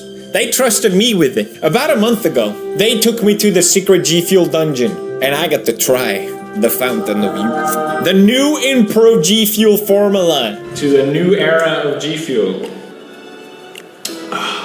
Beautiful. That's actually, yeah, that is better. How is it possible? What did you do? You can tell here in the first one. There's a little fun part at the bottom. Look at this. Smooth all the way. The Mad Wizards at G Fuel, they did it. Perfect perfection. And ever since, I've been drinking the 2.0 version, when I know there's 3.0 G Fuel out there. It is better. I don't know how they did it. They improved perfection, but it's smoother tasting, it's less chalky, it's better, and did I say it's better tasting? PewDiePie Lingonberry was already the greatest flavor of all time, but now it's better. I'm being serious. I'm using my I'm trying to sell you voice, but I am also being authentic. You will like this drink. The formula is coming soon in September. So don't miss it out. It comes shipped with my flavor, PewDiePie Lingonberry, of course, but also Miami Nights and Hype Sauce. Check out the link in the description. As you guys know, I love G Fuel, and I think you guys are gonna love this drink as well. But most importantly, thank you for paying for all this. Alright. So, the power draw is a little bit of an issue. I actually have to contact an electrician. He came by today, and yes, it looks like I'm screwed. That's why, of course, I'm planning to go solar. I need more power, and apparently sourcing weapon-grade plutonium isn't legal, so this machine is going green. Last but not least, the case. My last computer drove me insane. It's a mini ITX or whatever. The thing annoyed me. That's all that matters. I was building this thing as a complete noob. Millimeter difference made that parts just wasn't compatible. And that, to me, makes no sense if you're building a computer. Parts should be interchangeable. Where's my goddamn versatility? I recently changed GPU on it, and poof, the case doesn't fit anymore. Great. I changed it to an open air case, and I'm like, that looks damn good. I don't have to worry about space, and beautiful airflow. I get that collecting dust is a bit of a problem, but it's breathing the same air I'm breathing. It's fine. I don't want to put all this spaceship hardware into a shoebox, okay? So I'm building my own case this time, so I can have full freedom for do whatever I want. I've never built my own case before. This might be a disaster. We're about to find out. Let's build this goddamn thing. Welcome to the floor. This is where I will spend most of today. I'm planning to use these aluminium extrusions. The size is 30-30. I have never built with these before. The reason I picked these is because they're strong, they're lightweight, and relatively cheap. I got it from a local Japanese company. So without further ado, let's channel my IKEA energy, and I'm gonna try and get the frame started. First, I tested out the layout, see what was the best way to do it. I even made a 3D model of the planks. So I started putting pieces together, and I made the frame. It all looked great. Okay, the frame is done, and you get my toe in this shot as well. I think this is gonna look nice. I like the black coating, it looks good. I'm getting positive vibes. Then I realized I had to make my own holes into this metal. You can make your own screw holes by tapping. I never done this before, so I was terrible at it. This method, it required so much precision to fit the motherboard properly, and I realized I don't have that kind of precision. So I had to figure out a different method. You just have to use this barbecue secret sauce, and it works like butter. Just gotta do this 1,000 times, no big deal. I laid out the PSUs the way I was gonna do it. Originally, I was planning to keep them on the sides, but I figured a more optimal version. Okay, the PSU mount is finished. Best part, I can do that. And I think for what it is, it fits pretty well. These are actually meant for fans. I just need something to hold in case there's an earthquake. I just couldn't find actual PSU holders. That didn't take 6 years to arrive to Japan, so I had to MacGyver it, and I think, all in all, not bad. I had to figure out how to mount the cooler as well. With this build, I could just put all the GPUs together like a giant GPU cheeseburger. But that's a terrible idea. So I'm planning to have one down, one up, one down, one up, one down, one up, so that they get space to breathe. The GPU brackets I bought just didn't fit at all, so I had to figure out a different way to do it. Luckily, working with aluminum is quite easy once you get the hang of it. You can move anything around, just flop it about. But it meant I had to make my own GPU bracket, which is fine, and I will have to tap that one. Because I can just move everything around, I kept rebuilding it. I kept thinking, oh, it's better if this one goes there, and this one goes there, so... Okay, so I guess you could say this is version number 3. I keep changing it, because I keep finding better ways to optimize it. It's a lot of extra work, but I don't mind doing it, and I feel like a build like this deserves the proper thought and attention to it, so it's gonna be good. I just have to redo everything for the 4th time. Alright, nearly there. Got the layout laid out. I just gotta drill the holes, and I gotta cut these. And then after that, yeah, should be pretty good. But finally, I knew more or less, and it was time to saw.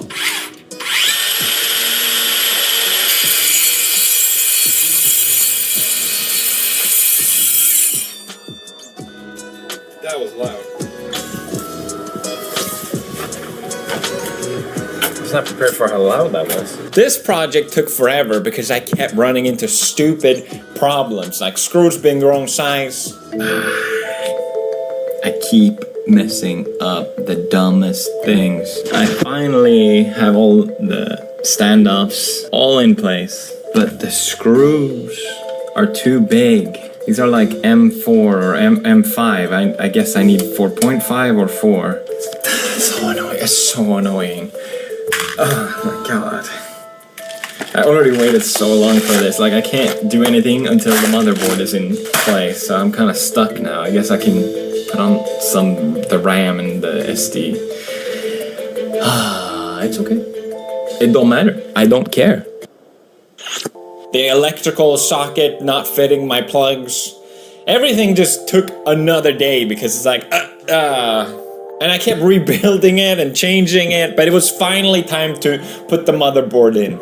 I finally get to put in the motherboard properly, because I only had like 5 of these. I needed 5 more. Who cares? It going in. This bad boy. Why is it so uneven?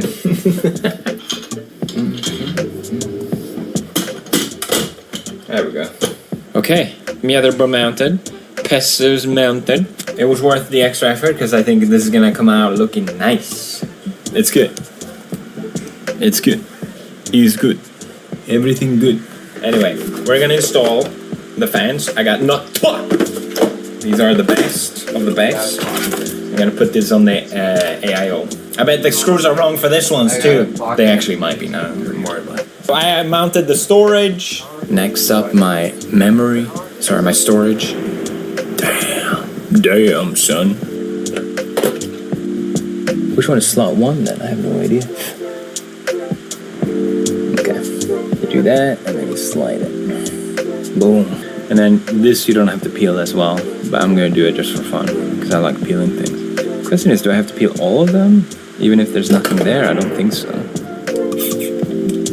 Nailed it. The RAM, and I was terrified to click too hard. I don't know why. You just have to push with both hands, dummy. Okay, I'm not gonna lie, you kind of have to shove them in there. It's kind of violent. There you go. That was good. That was clean. 4 out of 8. I realized I didn't peel off the stickers. Are you kidding me? I really didn't want to remake all the mistakes I made on my first computer build. So I was like, this time I'm gonna read the instructions. Surprise. It didn't do any difference. I put in the CPU and then I added the cooler, and it was really terrifying because the CPU it's really expensive. This is too much money for an idiot like me to handle. But here we go. Oh god. It's sliding. It has slid. I removed the cover. We put it down. See, that doesn't look like it even fits. Okay, there we go. There you go.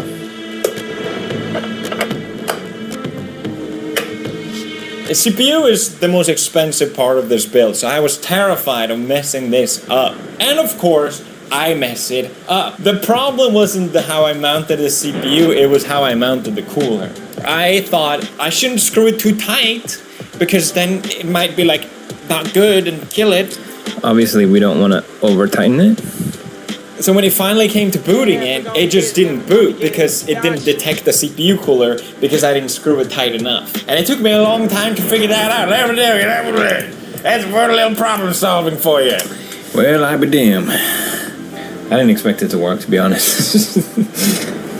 You're looking at 600,000 cables, and any one of them could be the problem. I flashed a drive. I was going to use Ubuntu this time around because it has better driver compatibility, and I don't feel like installing Arch for the 5th time this year. Sue me.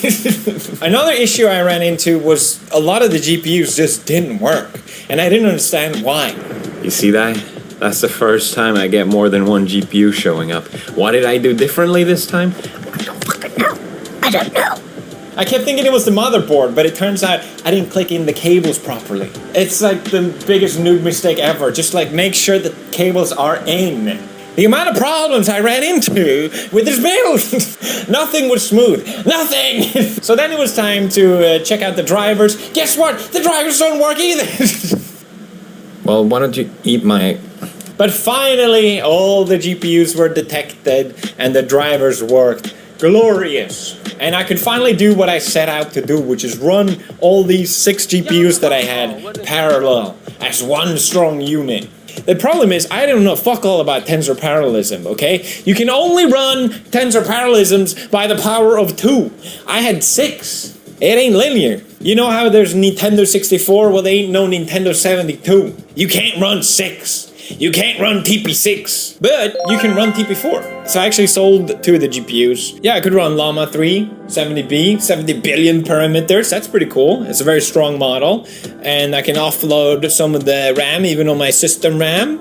That's pretty cool. There's a lot of RAM. Felt like the reasonable and smart thing to do in my situation. Except that's not what I did at all. Gambler's fallacy. I have gone this far. I'm not going to stop now.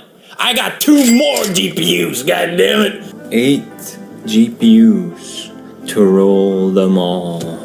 Lucky I went with a double PESU, because there's no more PCIe on this one. I need one more. I don't know how to describe this feeling, but I feel like I've done something that I was not supposed to do. I look at this thing and I get scared. There's boss music playing in the background when I'm hooking this up. 6 was okay. 8 is just getting bonkers. I don't know. It's ridiculous. I don't know if it's gonna run. I don't know if it's gonna work. Will it detect all the GPUs? I don't know. And you may have looked at my rig and maybe you're like a super detective and super genius or something, but my board has 7 slots. How are you gonna fit 8 on there? Easy. I had looked this up. Bifurcation. It basically means you can split one of your PCIe slots into half, and you can fit 2 GPUs on there. Bada bing, bada boom. Yep. Wahoo! I'm being ironically cringe, but by being that, I'm actually cringe. Okay, so just cut that. This is perfect. This solves all my problem. I just plug in 2 GPUs and I'm done with it. I get to 8. Basically what that means is I don't have to buy like a server grade motherboard that costs $5,000 and change out my entire CPU and all that, you know, like the price will just get ridiculous. So if I can just change the settings in my BIOS, I can do it. So I completed my goal, which has just been a goal for no reason. Like I don't even care, but I have to do this now. But to my surprise, my motherboard doesn't do 8x8 bifurcation. Why? I don't know! Why not? Why? Why Asus? Other cards do it! You used to do it! Just do it! Just put it the thing! I looked up everywhere online. You can get cards that actively do it for you, but they're super expensive. That goes against the whole plan. You can just do it if you just add it. I thought I was crazy. I was like, okay, surely no one tries to really maximize their motherboard like I'm trying to do now. That's why we have this issue. I find a thread online. There are other people out there just like me. They're crazy. They're all complaining. Why Asus? Why? Shit, this pisses me off, man. So I looked up, there's so many Chinese cards that say, yeah, we split your, in Chinese accent, but that's racist. So instead I do like a little, like, yeah, we do it. Maybe. They literally say that. I look for hours for the product and I'm like, this is it. I found it. Maitia. And then I read the fine print and it's like, oh, but maybe, yes, this is Gen 4 speed, don't worry. But maybe it will be Gen 3. I'm like, how the fuck can you say that? It either is or isn't. I thought computers were binaries. I'm not gonna risk it. So, okay, there are cards that can do it. Maybe it costs like $500, $600. But I live in Japan and they gotta ship on board and it's gonna take me another 2 weeks and I'm just like, I just wanna finish this fucking thing. So I found a guy, okay? I found a guy that has the BIOS. He says he has the BIOS. There's a forum thread and he's like, guys, I got the BIOS. I asked Asus for the BIOS. So I'm asking the guy, give me the BIOS. I never thought I would be the kind of person that looks through forums and asks someone for their... What kind of sketchy shit is this? I gotta ask people for BIOS now? From a random person on the internet and in a forum thread that allegedly has it? That's where I am right now. And I'm not finishing this until I completed my goal. I got the message. He wrote me. The random person on the internet sent me their BIOS. Asus didn't respond whatsoever, but the guy sent me his BIOS. I was so excited, like a kid on Christmas. I flashed the BIOS, the light kept blinking forever, I was stressing out. Is it gonna work? It's the random guy that sent me the BIOS gonna work. I checked out his profile, by the way, and he seemed like a good person. I really feel like this is not some elaborate way of hacking my computer. It just seemed like someone that genuinely wanted to help. But who knows? Finally, the BIOS stopped blinking, and they were done. I booted up, and bada bing, bada boom. It actually booted. AD, go to A0, please. Maybe. Yeah? Okay. It actually booted. Oh my god. It all comes down. I forgot the command because I'm so nervous. Oh, it worked! Oh! Yes! Yes!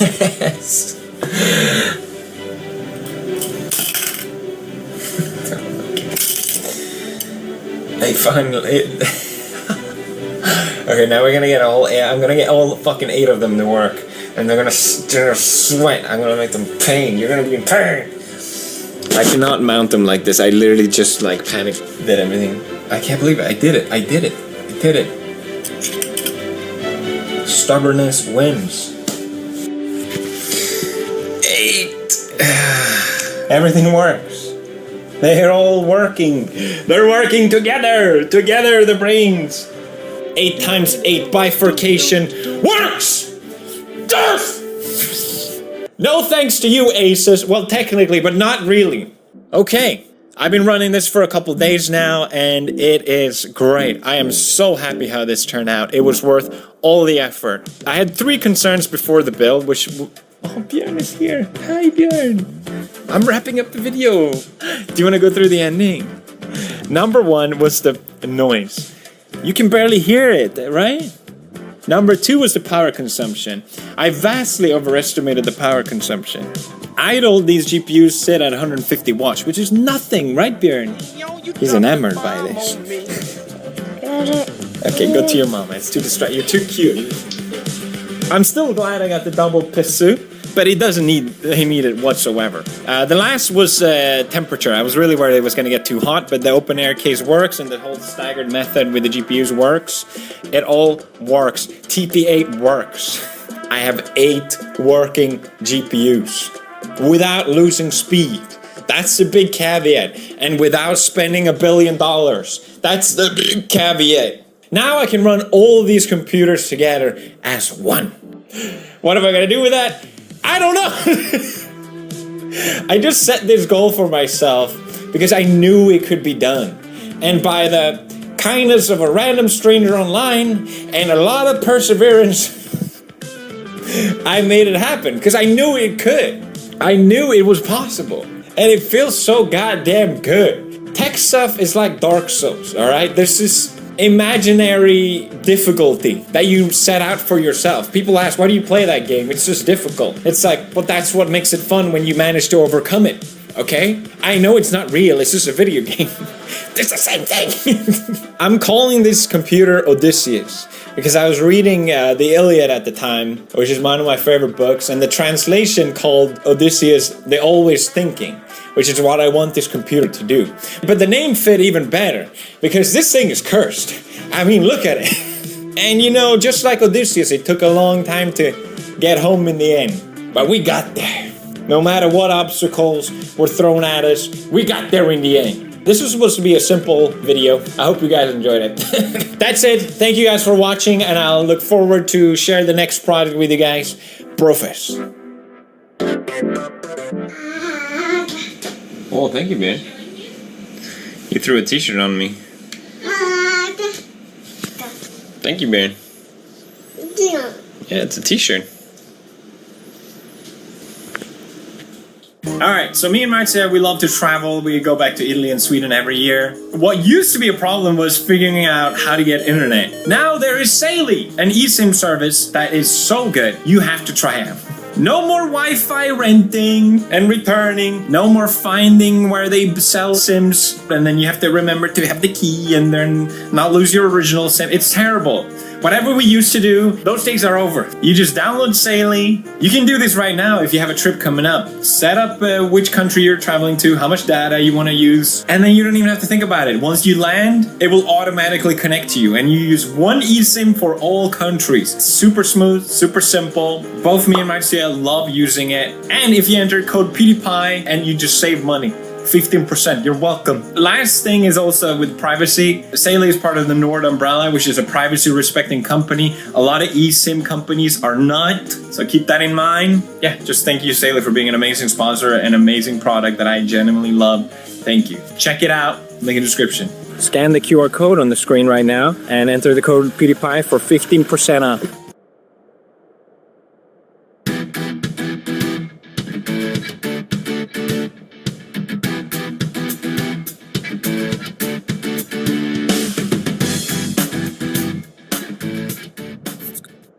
Hey everybody, this is Perch. Let's get into this mail. It says, why do comic writers not treat comics like good writing? I think some do.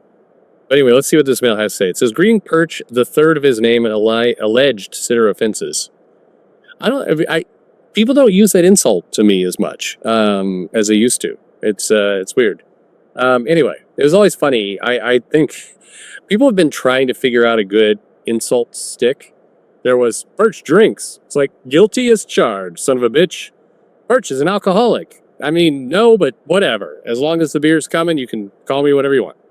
Perch is a fence sitter. It's like, hey, Perch likes to think about things. Perch talks about himself in the third person. Yes, that's true. That's very true. Anyway, back to Mel. It says, I hope life in Texas is treating you well and has not driven you to drive like them yet. Goddamn, people in Texas, nobody knows how to drive anything. Anyway, I would argue that the entire Marvel or DC multiverse, all right, is one story with a lot of smaller stories in it. I agree with this logic. C.B. Cebulski agrees with this logic. He said this at a writer's summit once upon a time when they were doing those. Anyway, this is, in my opinion, one of comics' strengths.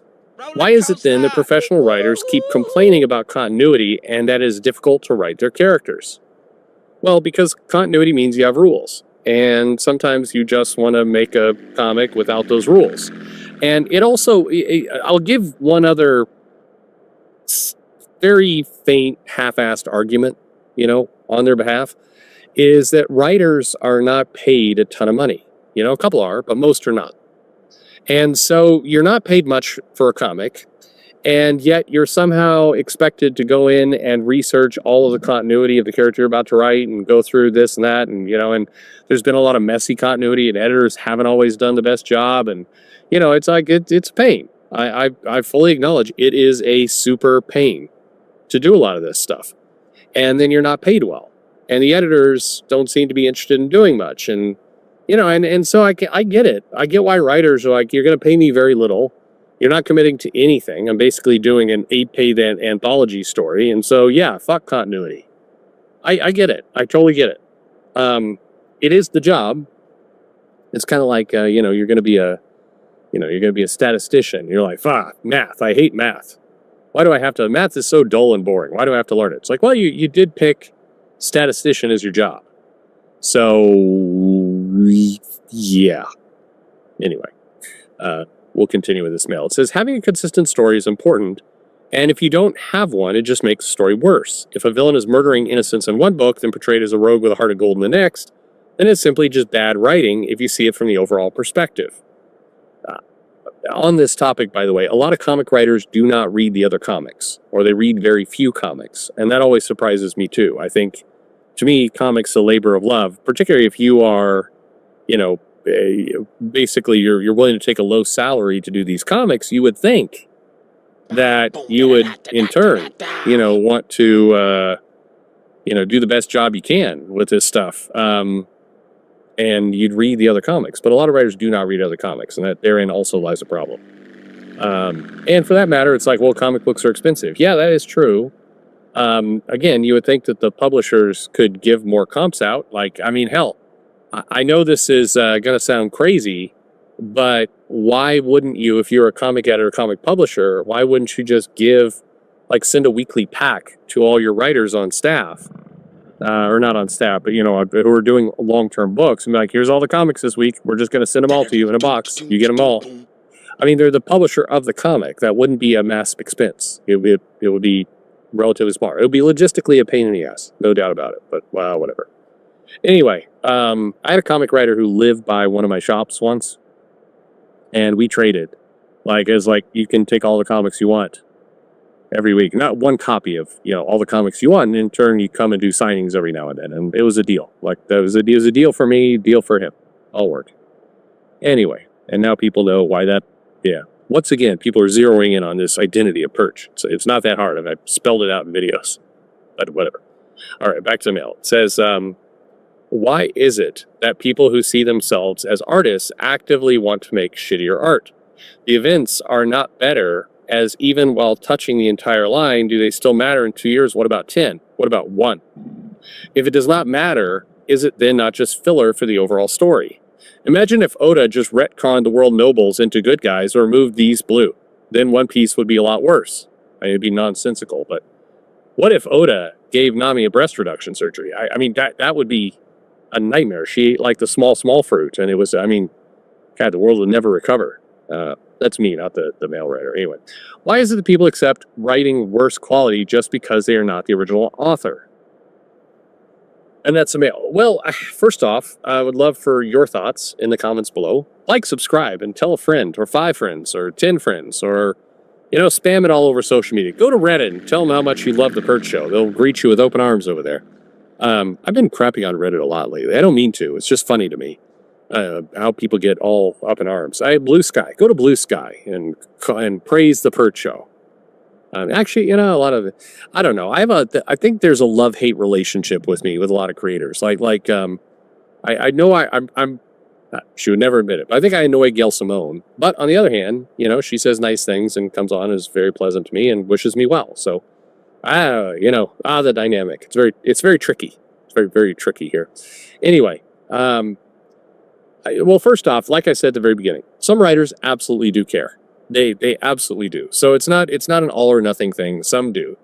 I think there are other writers who, and no writer would ever admit this, and I get it. Why you shouldn't admit it, but quite frankly, it's very easy for fans to kind of say, yeah, every writer should put their 150% into a comic, even if they're paid, too small a salary to live on. But it's just not. That's not realistic. It's not pragmatic. I also think everybody should put in their full into everything and do 110%. But if you are making, basically non-existent wages, you'd be better off at a Starbucks. That's not setting anything up for success. And while you can say, yeah, but they should take pride in their work. Yeah, sure. But, is that realistic? Are you going to get people who are going to research continuity and all the rest getting paid very little? You're just not. So, the editor should do it, but the editors aren't paid well either. So, I think, look, this industry has built what we've gotten. And yes, you do absolutely have people who are high passion, who are putting in a lot of work to continuity. I had a great conversation last time I saw with Philip Kennedy Johnson. This guy is absolutely researching continuity, looking into things, doing his damn best. And I'm sure every now and then he slips, but he's doing his damn best to write comics with continuity, to respect the stuff that comes before it, that's not contradicting anything, that's telling a part of the bigger story. He's trying to do things that matter. But, he's also faced with, shipping mandates, reboots, editorial interference, random events that are going to come out of nowhere. His comic gets relaunched right in the middle of the run.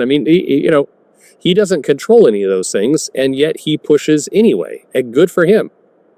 I'm not a fan of his work, but Al Ewing, I've disliked more than I've liked with Al Ewing, and several of you are big Al Ewing fans. So I don't want to get into a war about the merits of Al Ewing. I think there's people whose work is, objectively bad, and then there's people whose work doesn't work for you, subjectively bad. Al Ewing is that way for me. His stuff doesn't land with me. It lands with tons of people, and he sells copies. So, I really should shut the fuck up. But that's my opinion. And it doesn't have to be yours. I don't want it to be yours, for that matter. But anyway. Where was I going with all this? Look, I think in general, comics are meant to be one giant story. That's what they should be. That's what they're best at. That's what makes them beautiful, is when they are that. And, comic books are frequently not that. You have part-timers coming in, doing their own thing. You do have people who go into business for themselves who, I'm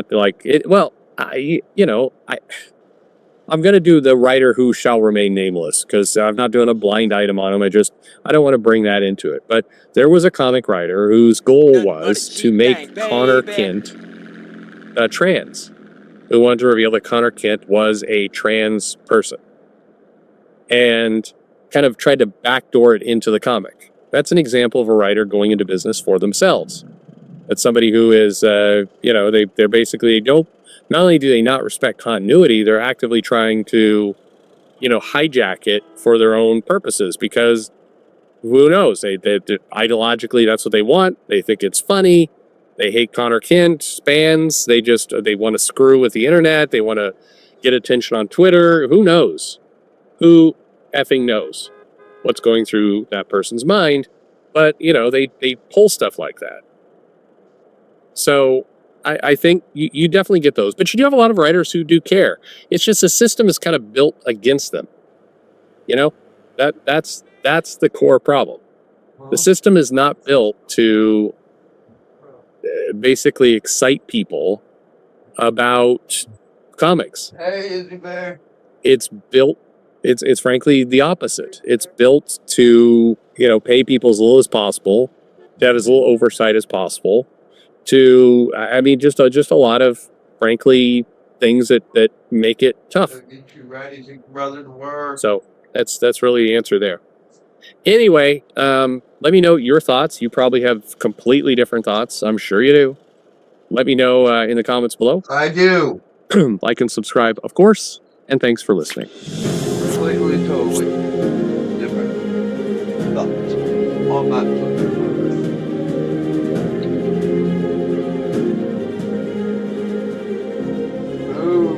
Baby.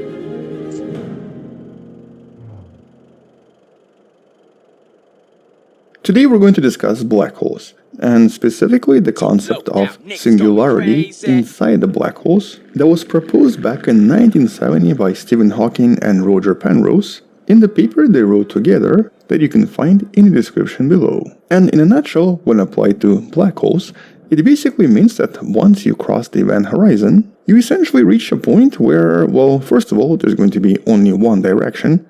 I guess you can call it down. And so even if you try to move to the left or to the right, or try to, I guess, move up, you're still going to be going down at all times. And what exactly is down? Well, it's supposed to be that singularity. This animation by Andrew Hamilton sort of presents this pretty accurately. And in essence, it represents this point of infinity where everything sort of gets condensed into, I guess, nothingness or somethingness. But in essence, the math here breaks down, so it's unclear exactly what's going on here. But the assumption was that everything gets crushed and becomes this infinite something. But we know that infinity generally only seems to exist in mathematics. It potentially does not exist in physical world. And so because of this, not a lot of scientists accept singularity as a concept and believe there are better explanations that we just don't have yet. And today, we're going to discuss one of these explanations proposed by an iconic black hole scientist, a scientist that has an entire metric named after him, Roy Kerr, a mathematician from New Zealand who made a lot of intriguing propositions about black holes around the time the concept was born a few decades ago. And he was actually the first to realize that, well, these types of concepts only apply to black holes that are completely stationary, do not possess any momentum, do not possess any charge, and most importantly, do not spin. And these Schwarzschild black holes make sense mathematically, but potentially not physically, and may not really exist in the actual universe. And that's because all black holes we've discovered to date will usually spin, and are also expected to contain charge as well. And so he proposed the concept of spinning black holes that are now known as the Kerr black hole. Black holes that actually become a little bit more complicated and acquire additional regions. First of all, they acquire this really intriguing region known as ergosphere that we discussed in videos before, that in essence represents this very strange space-time region where you can never stay still. Even if you try really hard not to move, it will make you move. Here, the spacetime itself moves at faster than the speed of light. And intriguingly, inside this region, things can acquire so much kinetic energy that if they do escape from ergosphere, they'll actually leave with more energy than they entered. And as a result, it's been proposed to potentially serve as a kind of a infinite engine, or I guess the source of free energy. You can technically steal a lot of energy from these black holes, and you can learn about how this could be done by, for example, some kind of a advanced extraterrestrial intelligence in one of the videos in the description. More importantly, you would not be able to have just a simple circular orbit around these black holes. Nothing here orbits in a simple circle, and everything acquires these really complex orbits because of the spin of spacetime due to the spin of the black hole. In other words, the black hole itself literally drags the spacetime around itself, making things orbit in a somewhat spectacular fashion. In essence, all of this would lead to the formation of these enormous torus-like structures around black holes, with various particles orbiting in very hectic formations, interacting with one another, creating huge amounts of friction and emitting all of this as super bright light, which is sort of what we usually see from black holes to begin with. Once again, this type of a simulation that shows us the disk as really perfect and really flat is not entirely correct. But I guess more importantly, today it's believed that pretty much all black holes, or at least all black holes we've discovered so far, spin, suggesting that all black holes are at least curved black holes, not simple black holes that you see right here. And instead, this most likely looks kind of like this. And notice how now the singularity becomes something a little bit different.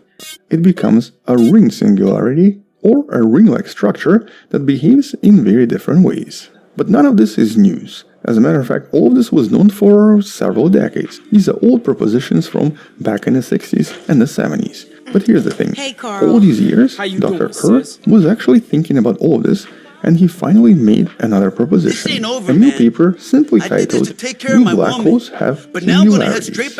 A completely new approach that suggests that in reality, in physical reality, not mathematical one, it's quite likely that singularities do not exist, and instead all black holes possess something entirely different. And so, hello wonderful person, this is Anton. Let's discuss this in more detail, discover what KRULL proposes and what his reasoning behind this is, and I guess in the process, learn a little bit more about black holes and what's inside of them. And so I guess first, let's establish the main difference between this and this. This does not spin, whereas the spin from this type of black hole creates very powerful centrifugal forces that dramatically shift the entire geometry of the space and time around the black hole. It sort of turns it into a kind of an ellipse instead of a simple sphere. And it's these same forces that then form an unusual ring shape in the middle. And this is a result of the frame dragging effect that distorts the curvature around the black hole and even around the singularity. Which strangely enough means that if you were to ask someone to point at the center of this black hole and they were in different location around the black hole, they're going to be pointing at very different spots. More intriguingly, this type of black hole, unlike a simple Schwarzschild black hole, does not destroy everything in the middle. It's even been suggested that technically you could pass through this ring, making it act as a sort of a wormhole. Now the math currently doesn't explain where exactly this would lead, but it might lead somewhere. Although practically speaking, it will be very difficult for a physical object to survive the tidal forces inside of this. Okay, maybe some kind of a subatomic particle might survive, but yeah, not you and I. But in this new paper, the argument goes a little bit differently. It actually focuses on various light rays that enter the black hole and travel inside of it. Now, Roger Penrose and Stephen Hawking believe that something like this happens inside. Everything ends in the middle, creating singularity. But KRULL believes that due to the rotation of the black hole, not all light has to end in singularity. As a matter of fact, his new study proposes that there's not just one direction like in previous propositions. In other words, if the black hole is spinning, it's no longer just down. And here he demonstrates mathematically that certain light rays might actually be tangential to the event horizon and not even have endpoints and just stay inside the black hole indefinitely. Alternatively, some do have an end, but they don't have to end in the center of the black hole. In other words, in this new study, he makes a lot of different propositions for what can happen to various light rays, with many of these conclusions basically proposing infinite possibilities. They don't just all end up in singularity, and according to him, most of them don't have to end in singularity at all, with his overall conclusion suggesting that singularity is not required in a black hole. And so after 60 years, he makes a new proposition which basically removes singularity completely. But more importantly, he combines physical observations from black holes, or essentially understanding that all black holes spin and all black holes possess other properties, with his previous propositions that usually involve a ring-like singularity at least. And so intriguingly, once you cross the event horizon here, according to him, it may become possible to travel in different directions inside the black hole as long as you stay between the ring and the event horizon. Now you still cannot leave the black hole, you're still stuck inside the event horizon, but it does become possible to move between these two regions, possibly indefinitely. Singularity is not a must, and crossing the event horizon does not mean that everything has to end up in the center. And his argument overall is pretty strong. All of the previous assumptions from the last 60 years assumed a perfect classical black hole that just does not exist physically. Anytime black hole is grown from anything, be it a supernova event or some kind of a collapse of a lot of matter all at once, it will always acquire at least a little bit of angular momentum. And this results in a black hole that spins just a little bit at least. Even going as far as calling singularities nothing but dogma. He also provides a few physical examples using different types of stars, but despite this idea of no singularity making a lot of sense, there's still, of course, a bit of a problem. We still have no idea what happens inside the event horizon, and are not likely to have any answers about this until we find some kind of a new theory that connects quantum mechanics with relativistic theories. And Kerr himself even states it in his paper that the answers are very likely quantum in nature. And he even goes as far as to say that once we find a way to explain this using quantum mechanics, no singularities will ever be needed ever again. Because once again, even though infinities and singularities do exist in mathematics, they don't seem to exist in real life. Dividing by zero just doesn't seem to work physically. And so, a somewhat intriguing train of thought and a very intriguing paper, 6 decades after the original proposition for the idea of singularity, and something to think about if you're a black hole scientist. But for all us normies, I think this would only matter, I guess, if we found one of these black holes somewhere nearby. Because, as I mentioned in one of the previous videos, it technically is possible to extract energy from them, especially if they're spinning really fast. And there was even a paper relatively recently sort of describing this if one of these black holes existed somewhere out there in the solar system.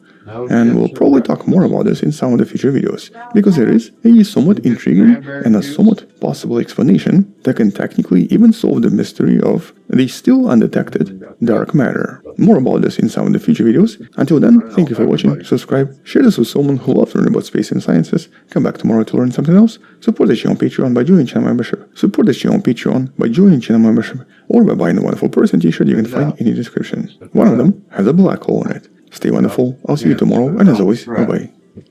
Okay. Would you like some sausage too? You like a little bit of sausage? Oh, careful, that's heavy. Good girl. You can put it on the table. I got tomatoes.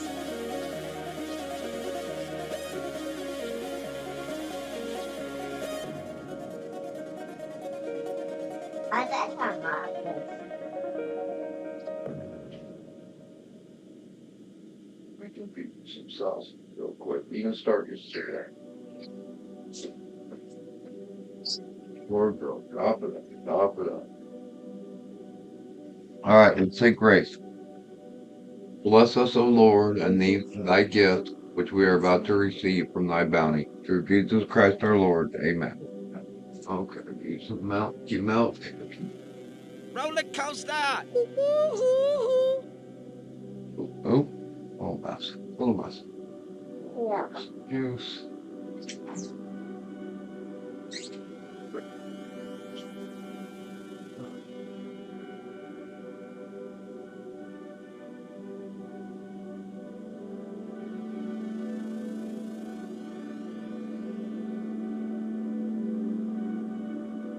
There you go, girl.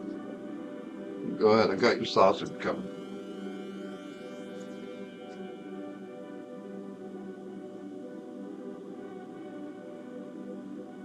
Take your time and let me love you good.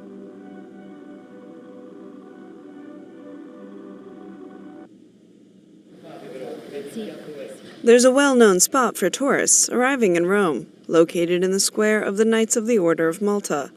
This spot frequently attracts crowds of curious visitors.